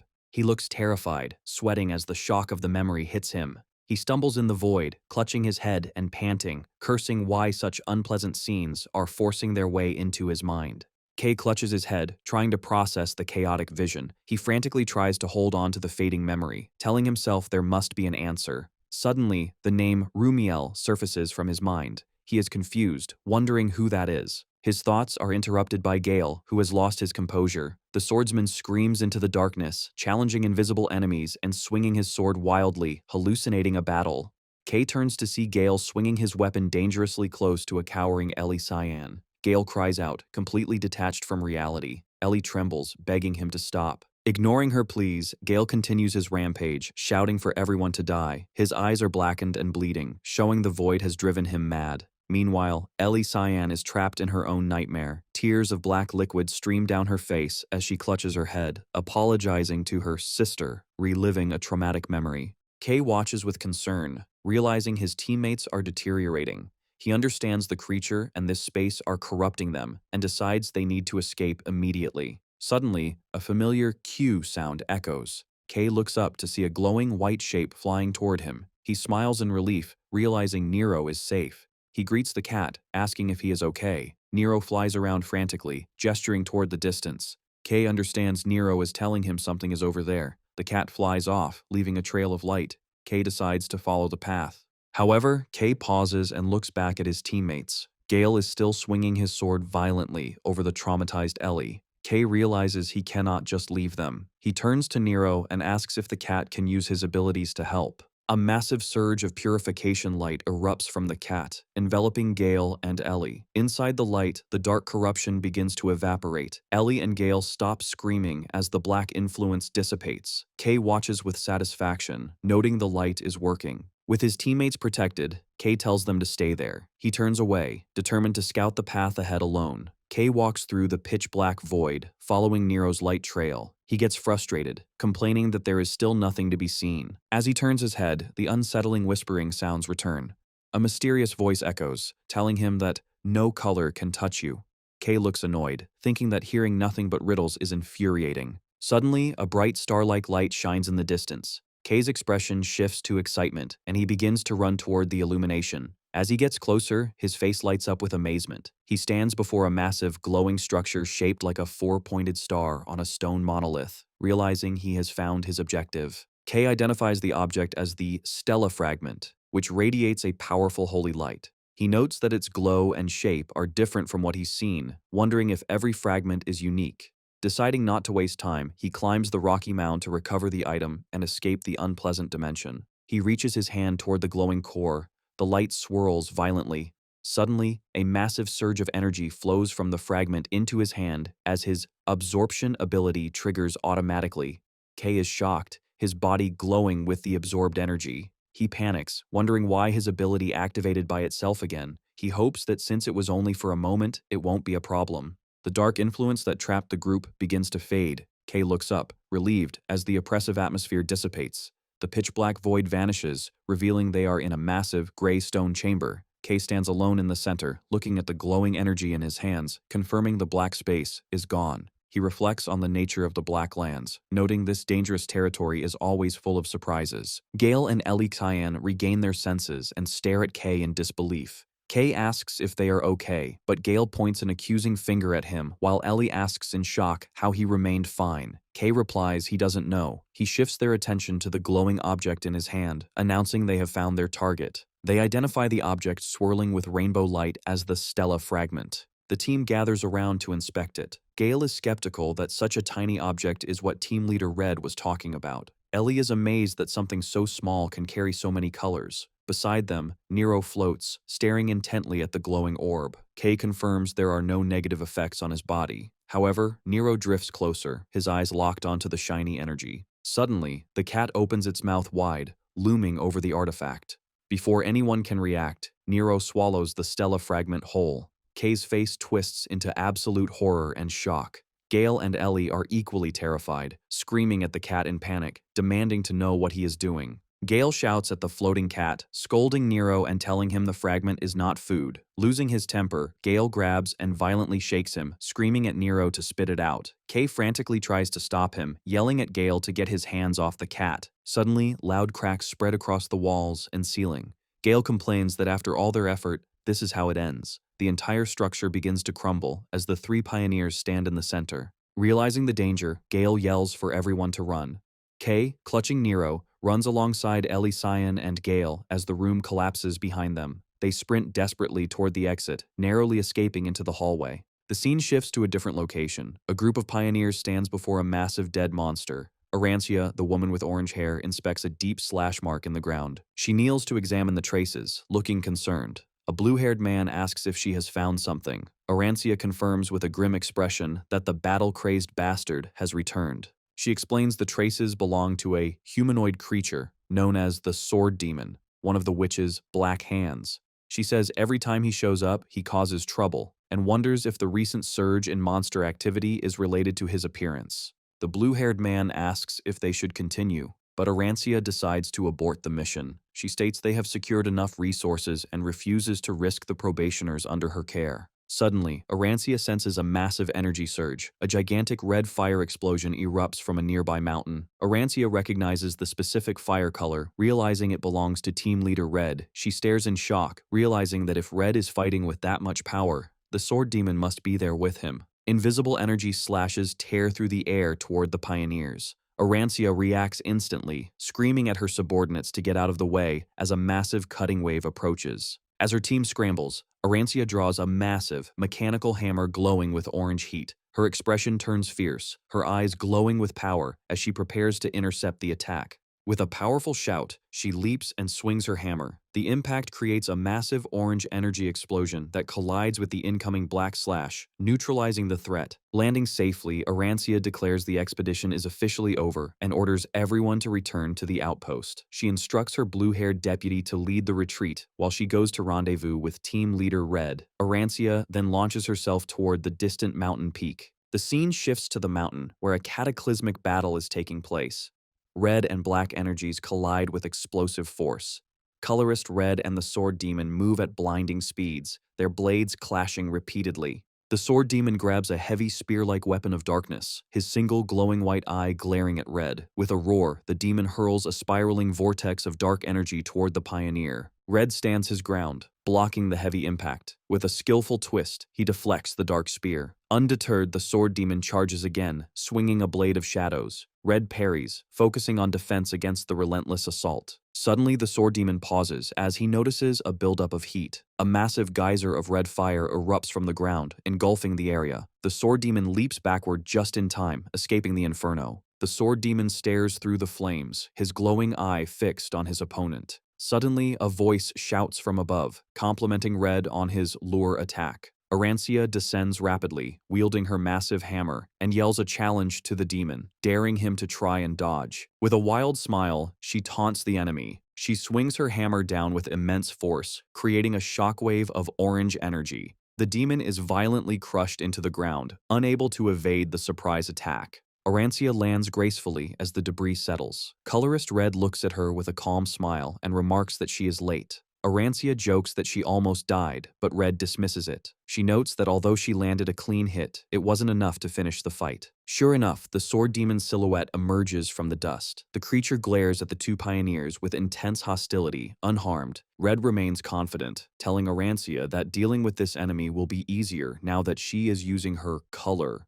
Arancia, however, warns him not to fight half-heartedly. She admits she is relieved she arrived before things got too serious, explaining that none of the other colorists want to see Red fight at his full strength, implying his true power is terrifying. Red complains about her nagging. Ignoring him, Arancia activates her power, and glowing orange energy rings form beneath her feet. She grips her hammer tightly, surrounded by an aura of light, and declares they will take down another of the witch's black hands. Across from them, the Sword Demon stands silently, his face bulging with fury. While Colorist Red and Arancia prepare to engage the Sword Demon, a strained voice echoes from the cliff edge. Red's eyes widen in surprise, and even the Sword Demon looks confused, pausing to look toward the sound. The Sword Demon stands on the rocky ledge, watching as voices argue below. Finally, Gale, Kay, with Nero, and Ellie Cyan climb over the ledge. Gale collapses, panting, declaring he never wants to go back to the underground ruins. However, Kay suddenly freezes, noticing a terrifying presence. He looks up to see the Sword Demon glaring directly at him. Behind the monster, he sees Red and Arancia glowing with energy, realizing they have walked into a battle. Arancia and Red look panicked, cursing the horrible timing, and rush forward to intercept the monster. Red screams at the trio to dodge. The Sword Demon ignores the powerful colorists and turns his attention to the weak prey. With terrifying speed, the monster charges directly at Kay, Gale, and Ellie. Acting on instinct, Gale grips his sword, and Ellie quickly draws her weapon. Despite their exhaustion, the two charge forward to protect themselves. The Sword Demon swings his massive black blade with overwhelming force. In a single strike, he shatters the weapons of both Gale and Ellie. Ellie and Gale stare in horror. Gale cannot process how his hardened metal weapon was destroyed. Paralyzed by fear, he realizes the power gap is insurmountable and thinks he is going to die. The Sword Demon swings his massive blade downward. A slash of white energy cuts through the air. In a desperate attempt to save his teammates, Kay throws himself in the path of the attack, shielding Gale and Ellie. The strike cleanly chops off his left hand. Kay grits his teeth in agony. Ellie screams his name in terror, and Gale shouts in shock as the Sword Demon looms over them. Kay falls backward, bleeding heavily. The Sword Demon lunges forward, delivering a knee strike to Gale and grabbing Ellie by the throat. He holds her hostage, using her as a human shield. Colorist Red and Arancia arrive but freeze. Unable to attack without killing Ellie, the Sword Demon commands them to stop, ordering them to clear a path and not pursue him. He demands they hand over the key, confusing the colorists. He warns that the girl is in his hands and threatens to kill Ellie if they do not listen. Red narrows his eyes, pondering the situation. Arancia shouts back in confusion, asking what Ki he is talking about. She shakes with fury, calling him a bastard, while Red clenches his jaw, realizing the situation is complicated. Meanwhile, Kay lies face down, his severed arm bleeding. Nero hovers above him, crying out. Suddenly, Kay's remaining hand twitches. The sword demon continues to pressure Ellie, demanding a decision. However, a dark presence rises from the ground. Kay slowly begins to stand, his silhouette looming. The sword demon senses the intense aura and turns his head, confused. He stammers, unable to understand what he is seeing, and asks what Kay is. Kay stands fully upright, his face obscured by shadow. Massive amounts of black energy swirl around his body. The darkness concentrates around his severed wrist, and his arm rapidly regenerates, formed entirely from the black energy. The sword demon stares in disbelief, unable to comprehend how his opponent is standing again after such a grievous wound. He turns, sensing a terrifying pressure, and questions why a human possesses the color black.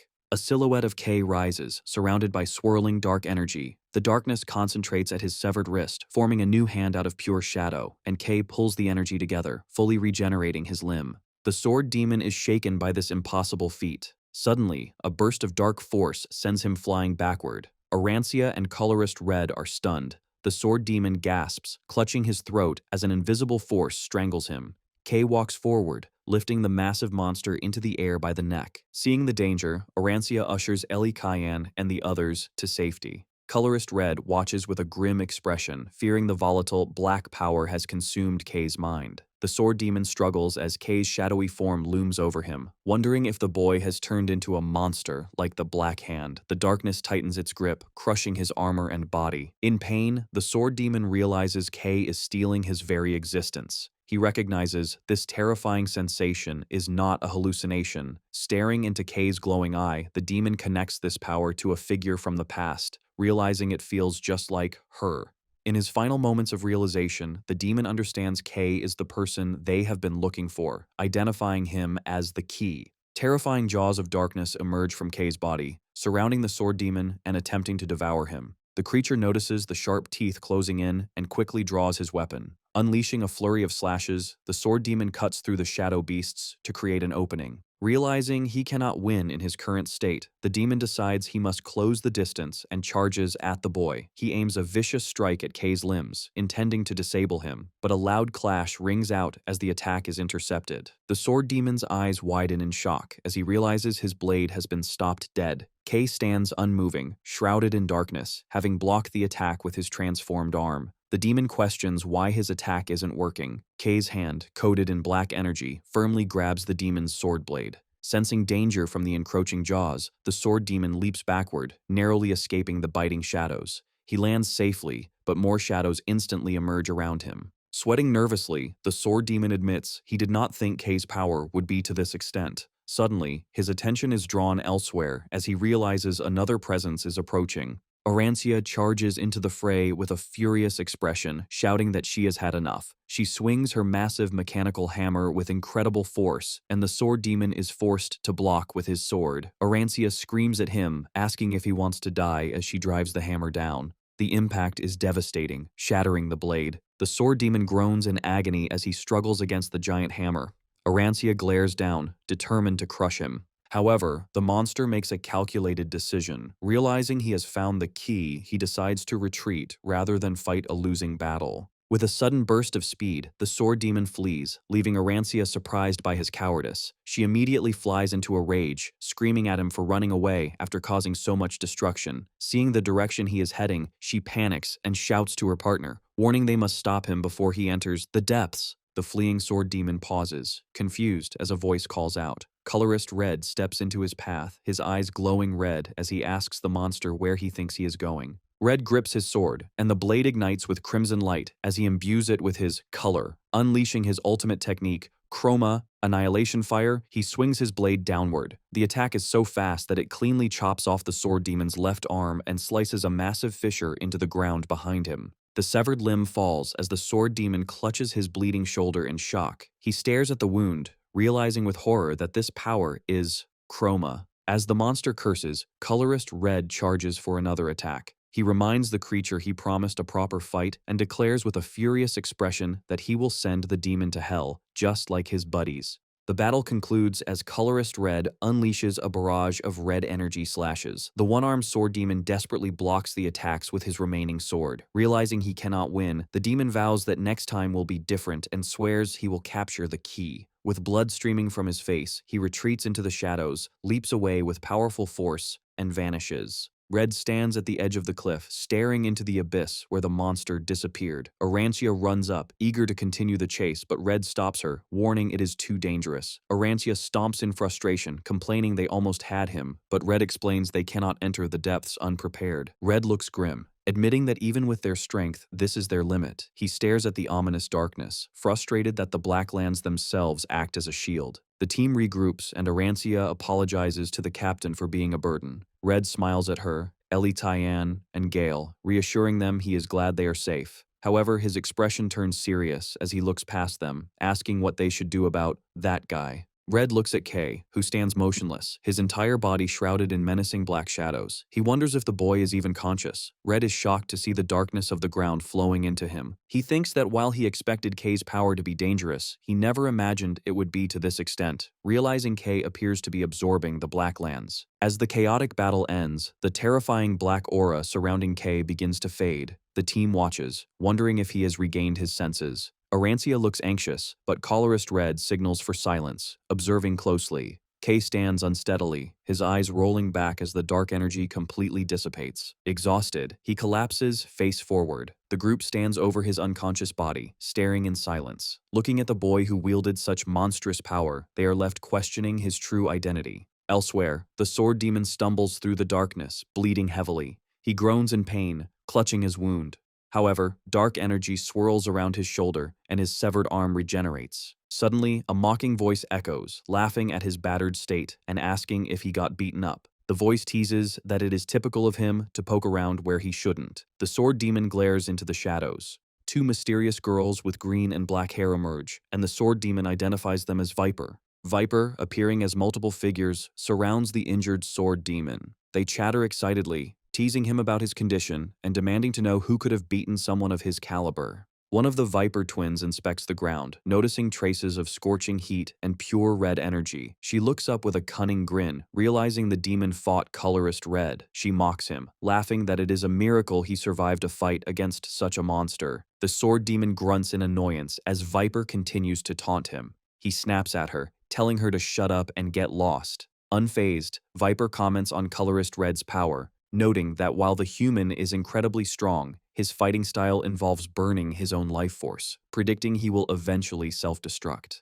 Viper then shifts her tone to something more serious. She chases after the demon, pointing out that he ignored her earlier question. She asks if he noticed that the Black Witch's curtain, the massive barrier blocking the ruins, has been opened.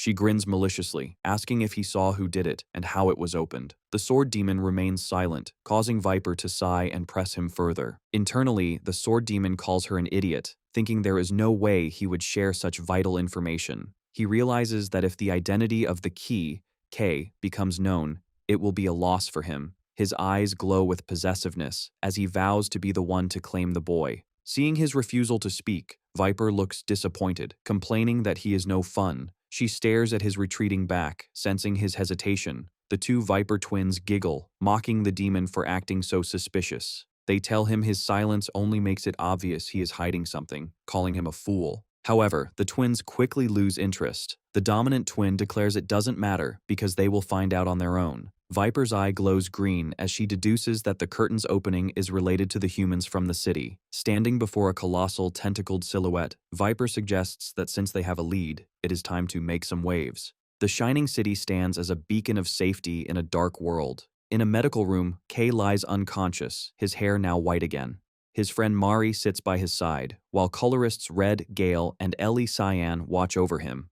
The three elite pioneers watch the sleeping boy with solemn expressions. Colorist Red reflects on the chaos in the Blacklands, feeling ashamed. He promised no one would get seriously hurt, but the image of the sword demon and Kay's severed hand proves he failed. Red silently takes full responsibility for the tragic outcome of the mission. Looking at a broken pocket watch, he thinks to himself that he hasn't changed at all. He feels bitter, thinking he is hardly worthy of being called a hero. Nearby, Ellie and Gale discuss the mission. Ellie calls their survival a miracle, crediting the leadership of Captains Red and Arantia. Red listens in silence, his expression weary and somber. Ellie declares with determination she will become stronger, so she is never a burden to Kay again. Red calmly tells her there is no need to be so impatient. Mari is startled and confused. She recalls her shock when the famous colorists first arrived at her workshop, claiming to be Kay's colleagues. She realizes that despite her initial fear for Kay, his new teammates seem like decent people. She looks at Kay's peaceful face, wishing he would wake up soon. A nurse had told her Kay had no physical issues and would likely wake up soon. Red breaks the silence, asking if her name is Mari and confirming she is Kay's friend. Mari confirms, and Red reassures her about Kay's physical health. His expression turns serious as he says he needs to ask her something.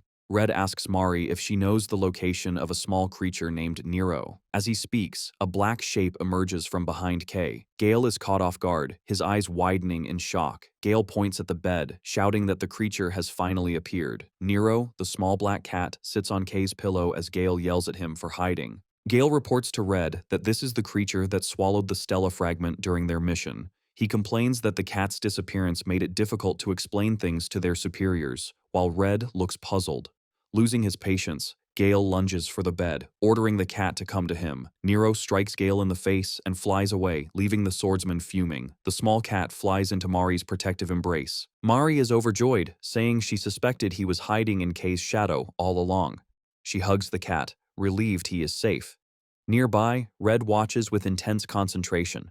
Staring at Nero, Red feels an overwhelming sense of familiarity, though he cannot place why. He wonders if he is just imagining things, his eyes fixed on the creature. Suddenly, Nero's mouth glows with a multicolored light. To Mari's shock, the cat spits out a glowing orb. Red is relieved, admitting he was worried about how to get it out of the cat. The room is illuminated by the item's rainbow light. Red reaches out his hand toward the floating Stella fragment. He holds the glowing piece of energy, satisfied they have finally secured another fragment. His expression turns somber, however, as he reflects on the heavy price paid for this one object. While unconscious, Kay relives the battle, remembering how Ellie and Gale could not stop the monstrous sword demon. Desperate to save his friends, Kay recalls feeling he had to step in, regardless of the risk. Fear and panic fill his mind as the nightmare peaks. With a loud scream, Kay bolts upright in bed, finally awake. Panting and covered in sweat, he looks around in confusion, shocked to see Captain Red holding the Stella fragment, with Ellie and Gale nearby. Kay tries to process his surroundings, wondering where he is and what happened to the enemy. Looking down at his hands, terror washes over him as he realizes his black color is gone, leaving him colorless again. He panics, desperately trying to think of an excuse to hide his true nature from the elite warriors. Memories of being rejected for having no color flash through his mind, and he fears being thrown out of the pioneers again. Seeing his distress, Red calmly tells Kay to lift his head, asking why he looks so guilty, and assuring him that his appearance does not matter. Red explains that what matters is how well they handled their first mission, admitting he never expected the new recruits to succeed in finding the fragment. With a welcoming smile, the captain warns Kay he plans to train him hard from now on, officially welcoming him to the Red Team. Kay stares in disbelief, speechless, realizing he has finally been accepted. A relieved smile forms on his face as his fear of rejection disappears. Filled with joy and determination, Kay responds with a bright smile, ready for the challenges ahead. Colorist Red prepares to leave, telling the recruits to finish talking among themselves and then dismiss. Holding the Stella fragment, Red says he must meet Lord Luminous. He tells the group to rest at the facility until they receive further instructions. Red leaves, and Kay, Mari, Ellie, and Gale are left alone in the medical bay. Breaking the silence, Ellie asks Kay if he remembers anything that happened after he lost consciousness during the battle. Kay looks nervous, saying that while Captain Red told them to keep it quiet, he honestly does not remember that time well. Ellie sighs and lets the matter go, acknowledging he probably has secrets, just like everyone else. Kay insists he is telling the truth about his memory but changes the topic, asking how to return to his black color state. Mari laughs cheerfully, telling him not to worry. She proudly says she has prepared something just for this situation. She rummages through her bags as the others watch with curious expressions. Triumphantly, Mari pulls out a small bottle of dark liquid, announcing it is black ink. Mari casually explains she took the bottle from a disposal site. Ellie is horrified, staring in disbelief at the dangerous substance. Ellie exclaims it is just toxic waste, not ink, and questions why Mari has something so dangerous. Kay, however, is delighted, calling it his personal ink. He ignores Ellie's warning that the liquid is basically poison. Without hesitation, Kay opens the bottle and drinks the black sludge. Mari smiles knowingly, while Ellie is frozen in shock. After finishing, Kay sighs with satisfaction, saying he feels alive again as a dark mist swirls around him. The dark energy surges, and Kay's hair turns jet black. He clenches his fists and announces his recovery is complete as Mari claps happily. Mari tells Kay that was not enough ink to fully restore his energy.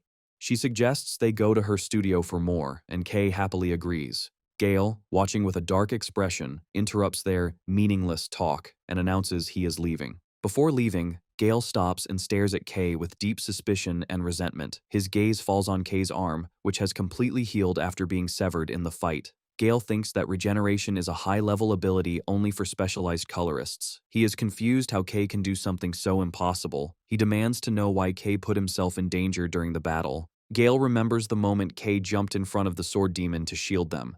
Gale recalls his shock as he watched Kay take a devastating blow meant for them. Kay looks unsure how to respond to Gale's aggressive tone. He explains that he felt they were in danger and thought his ability might stop the attack. He adds that he failed, which almost made things worse. Kay's humble explanation only makes Gale angrier, and he clenches his teeth. In a rage, Gale violently grabs Kay by the collar. He shouts at Kay, demanding to know who asked for his help. His face twisted in anger, Gale tells Kay he does not like him. Kay is stunned and confused, trying to understand why Gale is so upset. Mari quickly steps in, yelling at Gale and demanding to know why he is acting so crazy. Gale falls silent, his expression shadowed as he processes his complicated emotions. After a moment of tension, he lets go of Kay's collar. Without a word, Gale turns and walks out. Mari is furious, but Ellie tells her not to worry, explaining that Gale is always difficult. Ellie also decides to leave. Kay thanks her, and she suggests they postpone their match. Ellie leaves, and Kay and Mari are left alone with Nero. Kay suggests they head back to Mari's workshop, and she happily agrees. Before they leave, Kay remembers he has something special to show her. Mari looks at him curiously. He explains it is something he got after defeating an opponent during the mission, remembering the giant mechanical automaton. Kay retrieves a bag from a shelf, telling Mari he thinks she will like what is inside. He proudly presents the mechanical object to her, and Mari stares in surprise. Her eyes sparkle with excitement as she realizes the value of the gift. The object is the glowing core of the robot Kay destroyed in the ruins. In a majestic hall filled with shimmering light, colorist Red walks alone down a silent corridor. He maintains a serious expression as he nears his destination. Red enters a large chamber flooded with an intense golden light. At the end of a long staircase, a figure bathed in rainbow light waits for him. Red announces his presence as he approaches. A woman with long, pale hair in an elegant white dress welcomes him, saying she has been expecting him. Standing before her, Red says he has good news for the first time in a while. He reports that just as she predicted, they have found a way to open the Black Witch's curtain.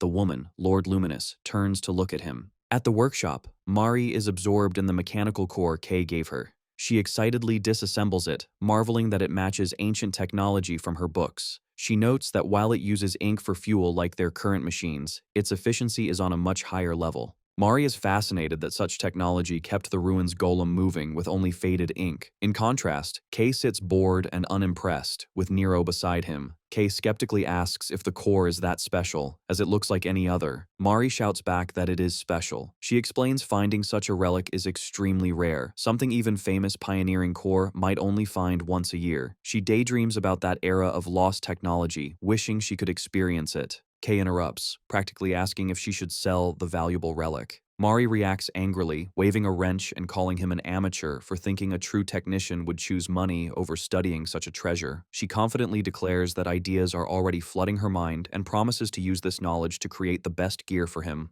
Kay smiles, thinking her happiness makes it all worth it.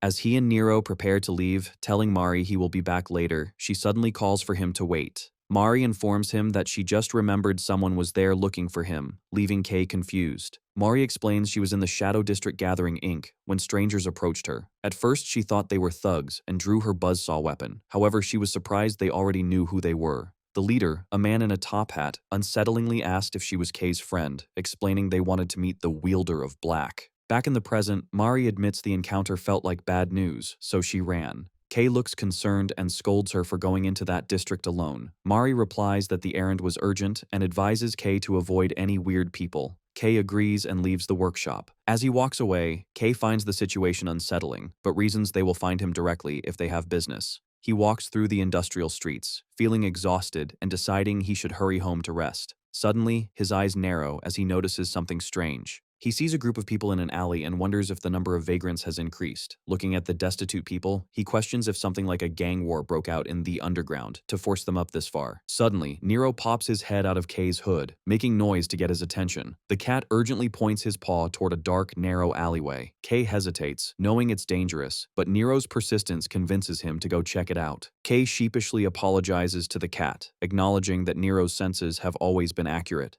He decides to test a new technique, concentrating the dark, black energy into his eyes. His vision shifts, allowing him to see invisible things. He successfully activates inverted vision, his left eye glowing with an ominous white light. The technique works instantly. In the pitch-black alley, a radiant figure glowing with rainbow-colored light becomes visible. Kay is startled, realizing someone was standing there in silence. The figure is revealed to be a woman with pale hair and an elegant dress, Lord Luminous. He senses her gaze and calls out, but she turns and steps into a portal of light. Kay desperately calls for her to wait. His expression hardens, wondering if this was the person looking for him. He can't let a potential threat escape, so he resolves to catch her and find out her identity, rushing into the light. As he crosses the threshold, his face twists in amazement. He finds himself in a surreal, ethereal world filled with floating lights and massive pillars. He looks around in confusion, unable to process the sudden shift. Panic sets in as he questions reality, noting he was just in a dirty alley. He turns and watches in shock as the dark entrance he came through distorts and vanishes, trapping him. The mysterious woman turns to Kay, remarking that he is as interesting as she expected. She admits she didn't intend to reveal herself so soon, but tells Kay he can be proud of finding her first. Kay, taken aback, stammers and asks who she is. The woman gently introduces herself as Celestia and greets him as the Child of Black. She stands before him, radiating an intense, holy aura. Kay stares in disbelief, seeing she is glowing with every color at once. He breaks into a cold sweat, thinking the only person capable of this is the legendary leader of the Shining City. Kay realizes she is the current Lord Luminous, and is terrified, wondering why she would personally come to the Shadow District to watch him. As he questions her motives, the intense light triggers a reaction, and dark static fills his mind. Kay's vision is overtaken by chaotic voices, and panic sets in. The ominous voices that plague him return with full force, screaming and expressing a desperate hunger for her light. The voices command him repeatedly to reach out and take the light. Kay's eyes go pitch black as the dark influence overpowers his mind, commanding him to devour that light right now. Celestia curiously notices the sudden shift in Kay's demeanor, observing that his black energy has suddenly encroached on him. Kay, struggling to stay conscious, mumbles in confusion, insisting he didn't do anything. Celestia remains calm, finding it fascinating. She remarks that it is incredible he hasn't died despite being so darkly encroached. She compares his aura to the Black Witch, Nyx, and observes that he isn't turning into a monster, speculating he must have some unknown connection to the witch. Celestia reveals that while some leaders wanted to dispose of him for the danger he poses, she disagrees. Her eyes glow as she states that she does not wish to do that. She explains that seeing him endure the corruption proves he has potential. She declares his ability is too valuable to waste, and to protect the city, they must use the power of Black, accepting that high risks bring high rewards. Deciding it is time for a proper conversation, Celestia grips her cane and unleashes a massive surge of brilliant, purifying light to suppress the darkness around Kay. The purifying light washes over Kay, and the dark influence vanishes instantly. He pants heavily, clutching his head and realizing the voice he heard during the corruption was the clearest one yet. Celestia asks if he perhaps heard the voice of the Black Witch. Kay looks unsure, admitting he doesn't know. Celestia laughs gently, telling him not to be tense. She explains she simply wanted to meet him after hearing his story from Colorless Red. However, before they talk, Celestia says she would like to express her gratitude. Kay, confused, asks what he did to deserve that. Celestia reaches into a ripple of light and pulls out the glowing Stella fragment. She holds the radiant light, explaining that not many people know its true meaning. She tells Kay he deserves thanks for retrieving this precious light. Kay humbly stammers that Red's whole team helped retrieve it. Celestia smiles, acknowledging this, but emphasizes that what's truly important is that Kay specifically opened the Black Witch's curtain. She stares at him, asking if he realizes what an incredible thing he has done.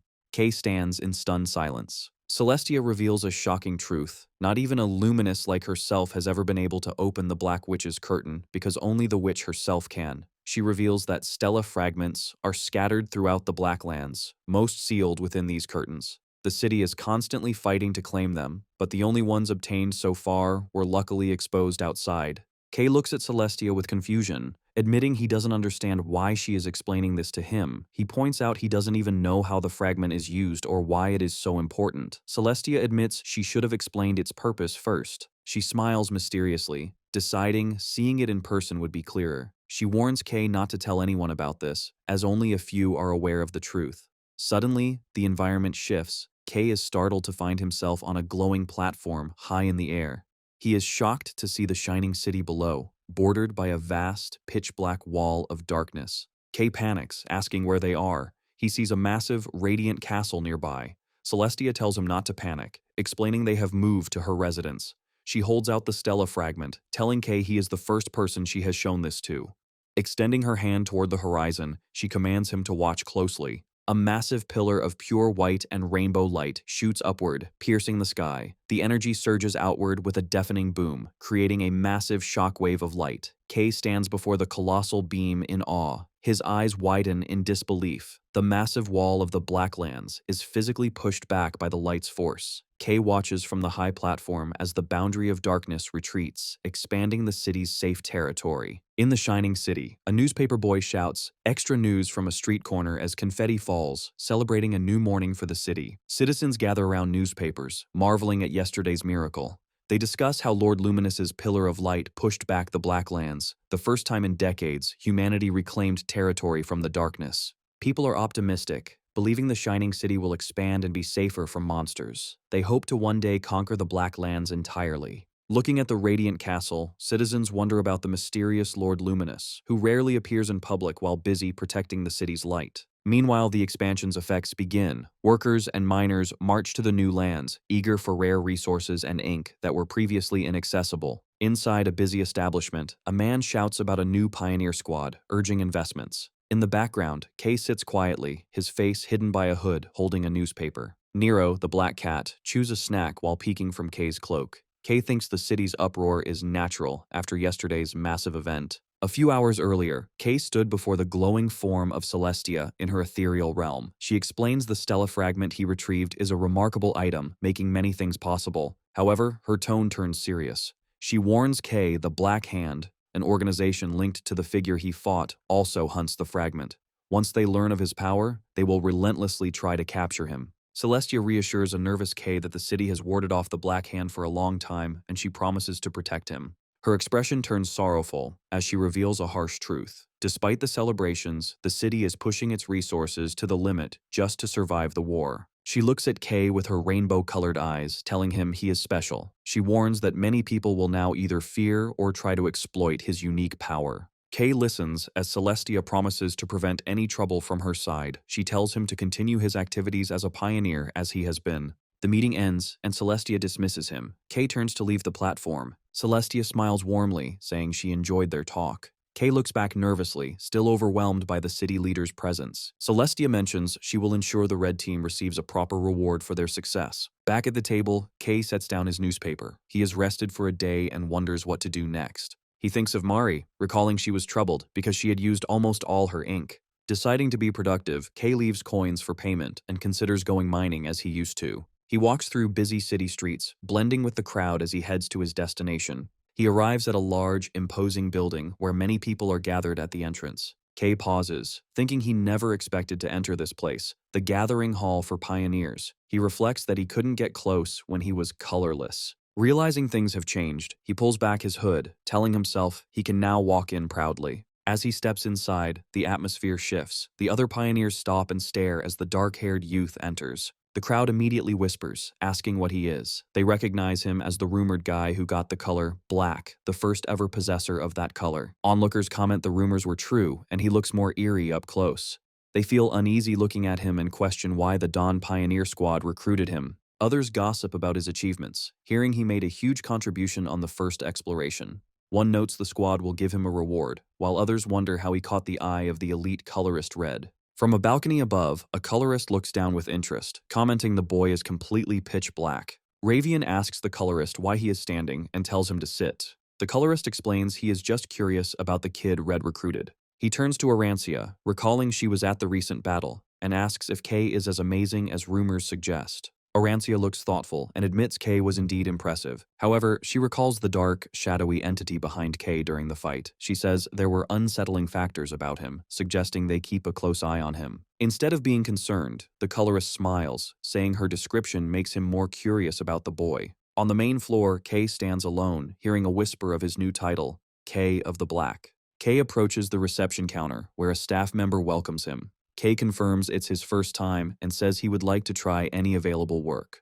The receptionist sees he lacks an official emblem and gives him paperwork. She explains new pioneers are restricted to low-risk missions like ink mining or fighting small creatures. Meanwhile, in a corner, a group of men watches Kay with hostility. One man expresses disgust at Kay's color, calling it revolting and questioning if a human can even be black. He complains Kay feels ominous, like a creature, and criticizes those making a fuss over him. He turns to the man beside him, calling him boss, and asking if he agrees. The boss, a man with dark red hair, sits silently with a cold look. He stares intensely across the room. As Kay finishes at the counter and turns to leave, the red-haired man glares at him, muttering that the black-headed brat is an eyesore. The boss, the examiner who originally rejected Kay, stares at him with deep resentment. He recalls the recent mission when he saw Kay with the elite colorists, admitting he has disliked him ever since. He can't understand why a half-breed who got lucky and caught a colorist's eye can tag along so easily. He heard Kay is a rookie with no experience. Watching Kay leave, the examiner stands, fuming that veterans like him are more qualified for elite squads. He rallies his group to follow, saying they can't let black pollute the city. The four men stand with malicious intent, agreeing to give Kay a proper purification.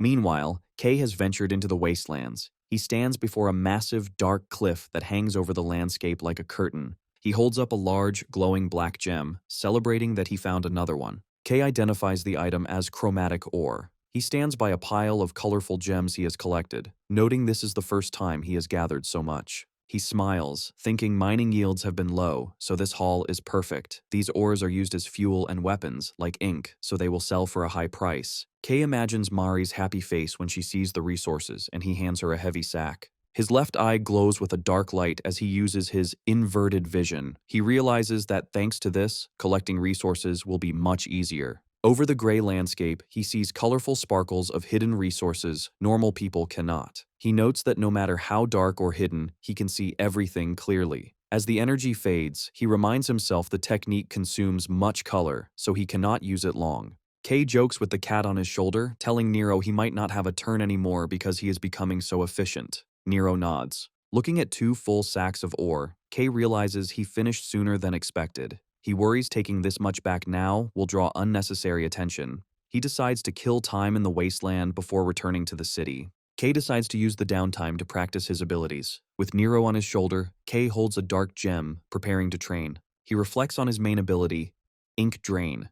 He recalls absorbing attacks during the exam and mission, noting that while it requires contact, it sometimes surges out of control against his intent. He realizes he must learn to control this volatile power for his future. He picks up a couple of glowing blue gems to begin experimenting. He admires a gem, noting its vivid color and high price. But as he focuses, his power activates prematurely. Dark energy swirls around his hand, and his ability instantly triggers, draining the stone's energy. Kay panics as the gem turns white and worthless. He yells in frustration, lamenting the cost and scolding his power for absorbing it without permission. Despite the loss, Kay calms down, realizing he got a feel for the sensation. He analyzes past experiences, realizing the more vivid the target's color, the more his power acts on its own. He compares this to hearing whispers near Lord Luminous, and resolves to stay sharp so his power doesn't control him. Kay looks at the dark energy on his chest. He wonders if the colors he absorbs just become black, or if they keep their unique traits. He questions if he can use them in different ways. A theory forms. If black contains all other colors, maybe he is like Lord Luminous. He reaches a stunning conclusion. He might be able to use every color in existence. Kay focuses, trying to recall the specific sensation of power he felt before. He must remember that moment to control his ability. He visualizes Team Leader Red's overwhelming power, recalling the intense, burning red aura. He tries to replicate that feeling, wondering if the heat is the key. Holding a red gem, he concentrates, feeling a heat so intense his whole body feels like it's burning. However, his control fails, and the gem shatters into fragments, leaving Kay shocked and disappointed. Alone in the rocky wasteland, Kay admits mastering this power isn't easy. He accepts he can't expect greatness right away. Despite the setback, he remains determined and resolves to practice until sundown. Hours later, the sky is dark over the canyon. Kay walks through a narrow pass, breathing heavily as he carries a large sack of resources. Sweating and exhausted, he clutches the bag, wondering if he got too greedy and gathered too much. Suddenly, a voice from the shadows mocks him as a slow bastard. Kay looks down, startled to see 4 silhouettes blocking the pass's exit. The figures are the pioneers from the gathering hall. The red-haired boss stands in front with his 3 lackeys, looking at Kay with hostile expressions. Kay looks back, confused. The boss grins maliciously, remarking he didn't expect to meet the city's celebrity here. He greets Kay with a sneer, calling him a little shit. Kay stares back, wary and unsure what these guys are doing there. The red-haired boss's subordinates surround Kay in the rocky canyon, urging him to hurry up. Kay looks unbothered, while the men criticize him for lacking common sense as a new recruit. When Kay calmly asks who they are, the men get offended. However, one of them notices a strange glow from the sack on Kay's back and pauses. He peers closer and is shocked to realize the sack is filled with valuable chromatic ore. Excited, the subordinate turns to the red-haired boss, shouting that Kay has something valuable. The boss, leaning against the wall, remarks that this is great news. He looks at Kay with a greedy smirk, commenting on the rookie's luck, but calling him impudent for trying to keep it to himself. The boss stares at Kay, threatening to get the information out of him. Following orders, the gray-haired subordinate draws a knife and warns Kay not to resist, or he might die. Kay stands silently. Without a word, Kay lets go of the heavy sacks. The subordinate looks down in confusion as the bags hit the ground. Believing Kay has surrendered, the man rummages through the gems, praising Kay for being smart. The gray-haired subordinate smirks, believing Kay is just being obedient. However, before he can finish, Kay launches a sudden attack, landing a heavy punch squarely on the subordinate's face. The red-haired boss watches in surprise, shocked that the rookie dared to strike first. The force of the blow sends the subordinate flying backward. Kay clenches his fist, sighing with frustration that even as a pioneer, he still has to deal with troublesome people. He takes a combat stance, his expression darkening, and orders the group to stop wasting his time and attack because Mari is waiting.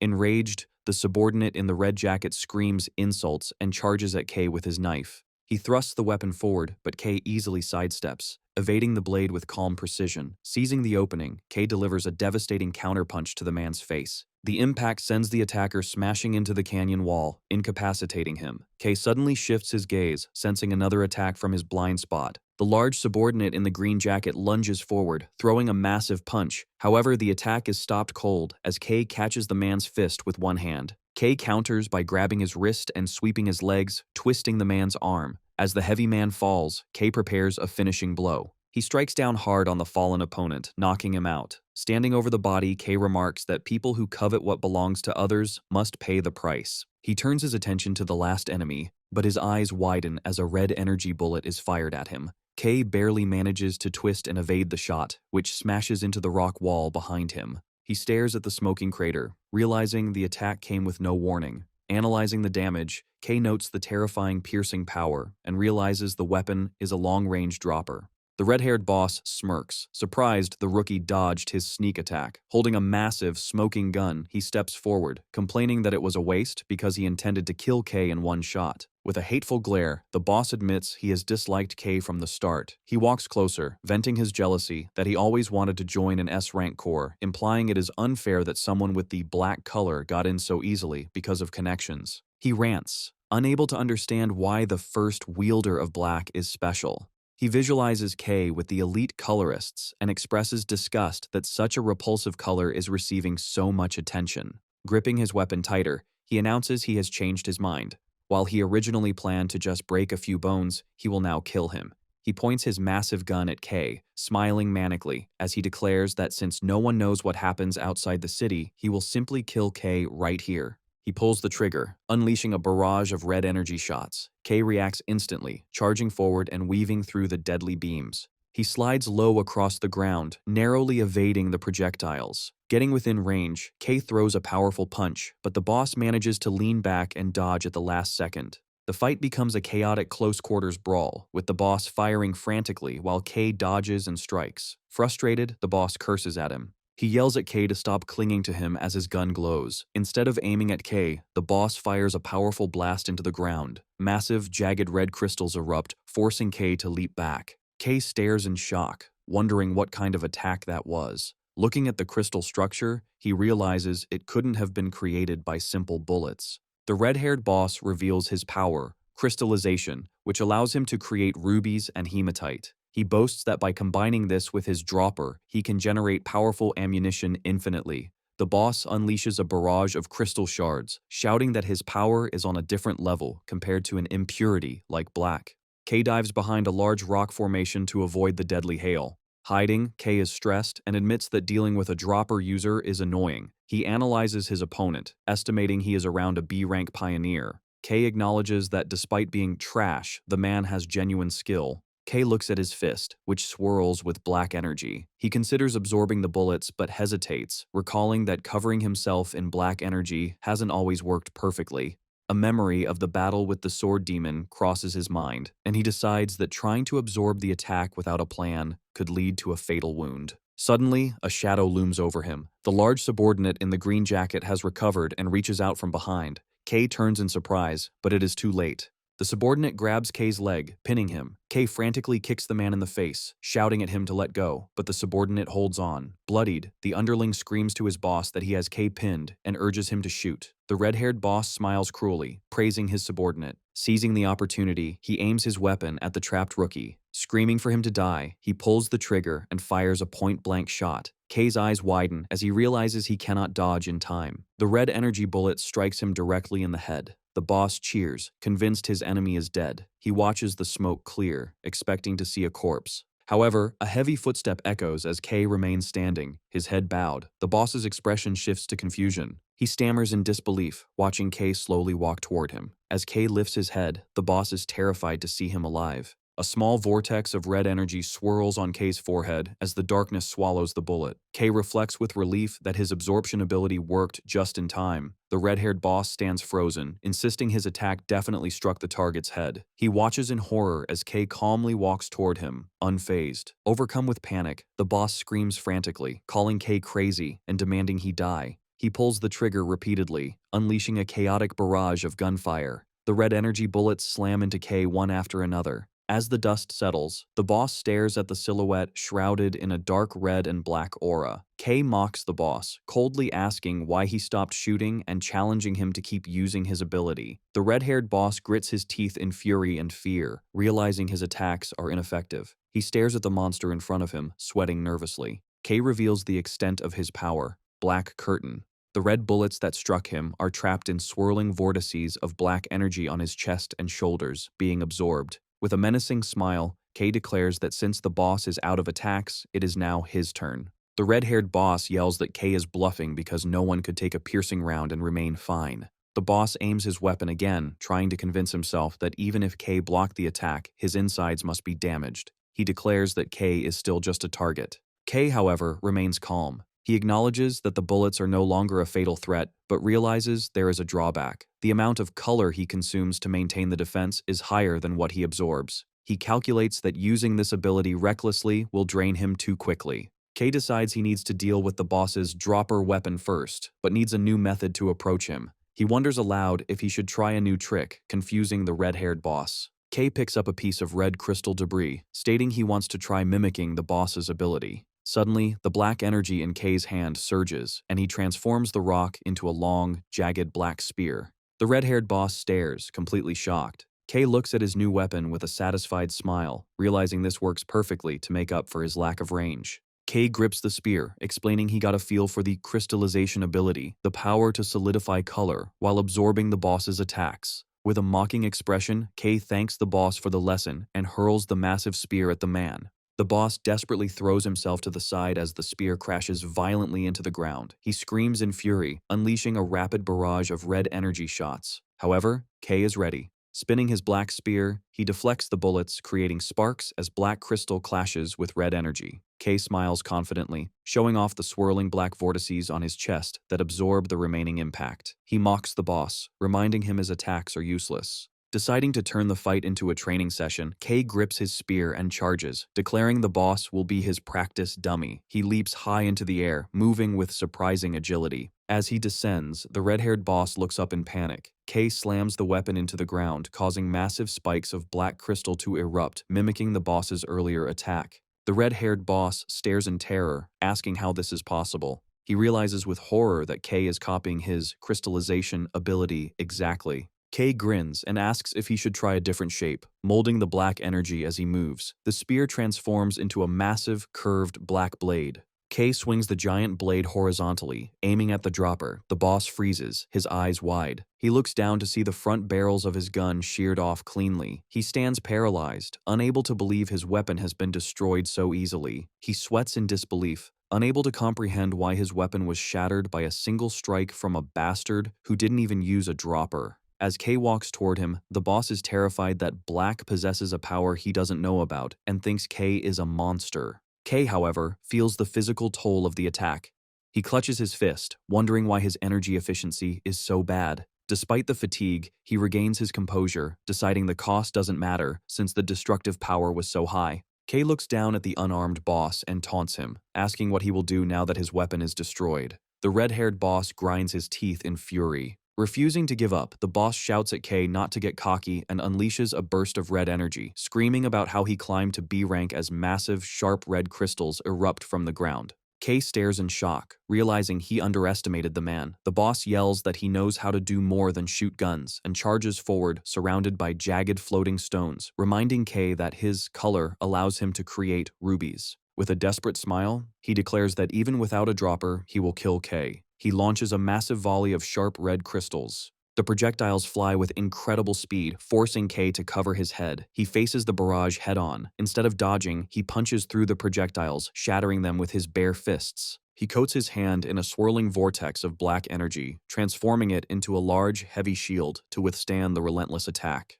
The crystals smash violently against the black barrier, but fail to break through. Seizing the moment, Kay charges forward, pushing his shield through the storm of red energy. He bursts through the debris, closing the distance. The red-haired boss watches as the black shield shatters his defenses, revealing Kay charging straight at him. The boss's face twists in shock, realizing his defense has been breached. Kay winds up and delivers a powerful punch. His fist connects with the red-haired boss's ribs. He cries out in pain, blood spurting from his mouth. Before the boss can collapse, Kay grabs him by the collar. He lifts the injured man into the air and slams him violently into the ground. The red-haired boss lies defeated, coughing up blood and gasping for air. Kay looks down at his defeated opponent, asking if he is finally done struggling. He complains that he is busy enough and accuses the boss of making him waste unnecessary energy. The boss's eyes widen in disbelief and fear. He stammers, unable to comprehend how a rookie can possess such overwhelming power. Kay looks down, unimpressed, asking if that is all he has to say. Terrified, the boss screams, calling him a monster. He shouts that the fact Kay was born with the color black is disgusting and insists his ability is completely abnormal. Kay stands silently as the boss insists that Kay's existence is not ordinary. The boss stares into Kay's eyes, asking if Kay has never felt strange about himself. He questions how Kay can remain so nonchalant while possessing the cursed black color. He laughs hysterically, accusing Kay of being a monster wearing a human mask. He screams that Kay is not even human. Kay falls silent, his expression hidden in shadow. The red-haired boss is confused, unsure why his opponent has stopped speaking. Confusion turns to terror as he gazes into the dark figure looming over him. Kay leans down, his wide, glowing eyes piercing through the darkness. He stares intensely at the defeated man, his gaze devoid of empathy. The boss is overcome with panic, his eyes trembling. Suddenly, Kay breaks the tension with a chilling smile. He asks the boss what he has been babbling about. The red-haired boss trembles uncontrollably as Kay mocks him, questioning why he wants to debate after attacking with such spirit. Deciding he has heard enough, Kay violently grabs the man by the collar, choking him. Kay pins the boss down, stating that since the man seems so interested in his ability, he will show it to him properly. He explains his twisted logic. Since the boss and his men coveted Kay's power, it is only fair that he receives theirs in return. The boss stammers, terrified and confused. Ignoring his pleas, Kay activates his ability. A swirling vortex of dark energy drains the red color directly from the boss's body, causing him to scream in agonizing pain as his power is forcibly stripped away. After the battle, Kay sits on a pile of defeated bodies, deep in thought. He realizes that while he planned to just leave the red-haired boss and his men, abandoning them now could cause future problems. People are already wary of his new black color, and he worries that if the men die, rumors will spread that he is a monster who steals power. Panicked at the thought of being seen as a villain, he frantically searches the boss's bag. He triumphantly pulls out a bottle of glowing red personal ink, a valuable recovery item. Kay forces the liquid down the throats of the boss and his subordinates, watching as their color returns just enough to keep them alive. He then herds the beaten men through the rocky terrain. At the busy eastern entrance of the shining city, a guard is distracted by a noise. He finds the red-haired boss and his lackeys tied together, beaten and unconscious, left like a delivered package. The guard wonders why they are in such a bleached state. Hiding nearby, Kay sighs in relief that he wasn't caught as the guard calls for the gathering hall. He is glad that feeding them the ink was the right choice and hopes the incident will be overlooked. As he walks away through the city carrying a heavy sack, he reassures himself that if any trouble arises, the captain will surely help him. Kay arrives at Mari's workshop, where she is busy working. She asks where he's been, and Kay apologizes, explaining he was on a request. He then grins, teasing that he brought her a surprise. He opens his sack to reveal a blinding pile of multicolored, chromatic ore, leftovers from his request that he brought just for her. Overjoyed, Mari hugs Kay tightly, shouting that he is the best. As he laughs, Mari pulls back with a radiant smile, promising to put the materials to good use. Kay suddenly notices strange, glowing sparkles drifting near her. He recalls seeing a similar green light from Gale, and now feels a warm, yellow glow coming from Mari's inner self. Watching her happily carry the heavy box of ores, Kay thinks about how she always brightens her surroundings. He remembers their childhood in the slums, where she would smile brightly even when there was nothing to smile about. He concludes that this warm, bright color suits her perfectly. Mari excitedly tells Kay she can't wait to show him her secret project. With a proud grin, she announces she has been crafting a custom dropper weapon just for him. Kay's eyes widen in shock. Mari boasts that her engineering skills have improved and that with these high-quality ores, she can upgrade the weapon even further. Suddenly, the workshop door opens. Heavy footsteps enter as a voice states they heard Kay had returned. Ellie Cyan remarks that she expected to find him there. Surprised, Kay asks his teammates, Ellie and Gale, what brings them to the workshop, warning them not to challenge him again. Gale draws his sword, saying it's a shame he can't fight, but Ellie sharply tells him to get to the point. Ellie explains they have been summoned by the Pioneering Corps because Lord Luminous personally praised their mission and wants to give them a reward. Both Kay and Mari are shocked at the mention of the city's supreme leader. Realizing the importance of the summons, Mari pushes Kay to go quickly. When he hesitates, she insists he can see his surprise later and smiles, promising his new weapon will be perfectly finished by the time he returns. Kay smiles back, saying he will look forward to it. At the massive headquarters of the Dawn Pioneering Corps, a woman named Ravian leads Kay, Gale, and Ellie down a long hallway. Kay, seeing the inside of the headquarters for the first time, is impressed by the displays of glowing specimens and certificates. Ravian stops at a large set of double doors and invites them inside. Kay walks into a spacious office where a woman sits behind a desk. With a pleasant smile, she introduces herself as Camellia, the captain of the Dawn Pioneering Corps. Kay stands nervously, unable to believe he is standing before the famous multicolor wielder he's only read about in newspapers. Camellia tells them not to be nervous, explaining she called them because she was surprised Colorist Red had praised his new recruits so highly. She turns her attention to Kay, noting that as the first wielder of black, his appearance made the city's leadership anxious. However, her elegant demeanor breaks as she gags on her tea, shouting that it is incredibly bitter. After Ravian scolds her for lacking dignity, Camellia regains her composure and gets straight to their rewards. She explains they will each receive a personal safe, and Ravian holds out a tray with 3 cards where their pay and rewards have been deposited. As they take their cards, all 3 recruits gasp in unison, shocked by the amount of money. Kay trembles, realizing he could easily buy a house. Camellia then presents them with C-rank Pioneer ID cards, explaining that because of their proven skills, the Corps has decided to skip their probationary period. Finally, Camellia announces the last reward. The famous chromatic workshop will custom make new droppers for them. The three recruits stand in stunned silence. Ellie asks in disbelief if it's true. Noting the workshop is so exclusive, even nobles have trouble booking an appointment. Camellia laughs, explaining that the core is a VIP client and that the chromatic workshop is the best in the city. Gale and Ellie are thrilled. Camellia formally welcomes the three of them to the Dawn Pioneering Corps, promising her full support. Her expression turns serious as she mentions the fragment they brought back, revealing it is a critically important item connected to the city's survival. She smiles mischievously, saying she looks forward to their future activities. Later, Kay stands outside a large building with a gear motif, satisfied with his day. He smiles at Nero, asking if it doesn't feel like only good things are happening. He reflects on his rapid promotion to C rank and feels glad he became a pioneer. As he approaches Mari's workshop, he looks forward to sharing the good news. However, his expression shifts to confusion as he finds the front door already slightly ajar. Kay pushes it open slowly, calling out Mari's name. The scene inside freezes him in his tracks. The workshop is completely destroyed. Tools are scattered, pipes are broken, and the floor is littered with wreckage. Kay stands alone in the doorway, his eyes wide with shock and horror as he stares at the ruins of his friend's workplace.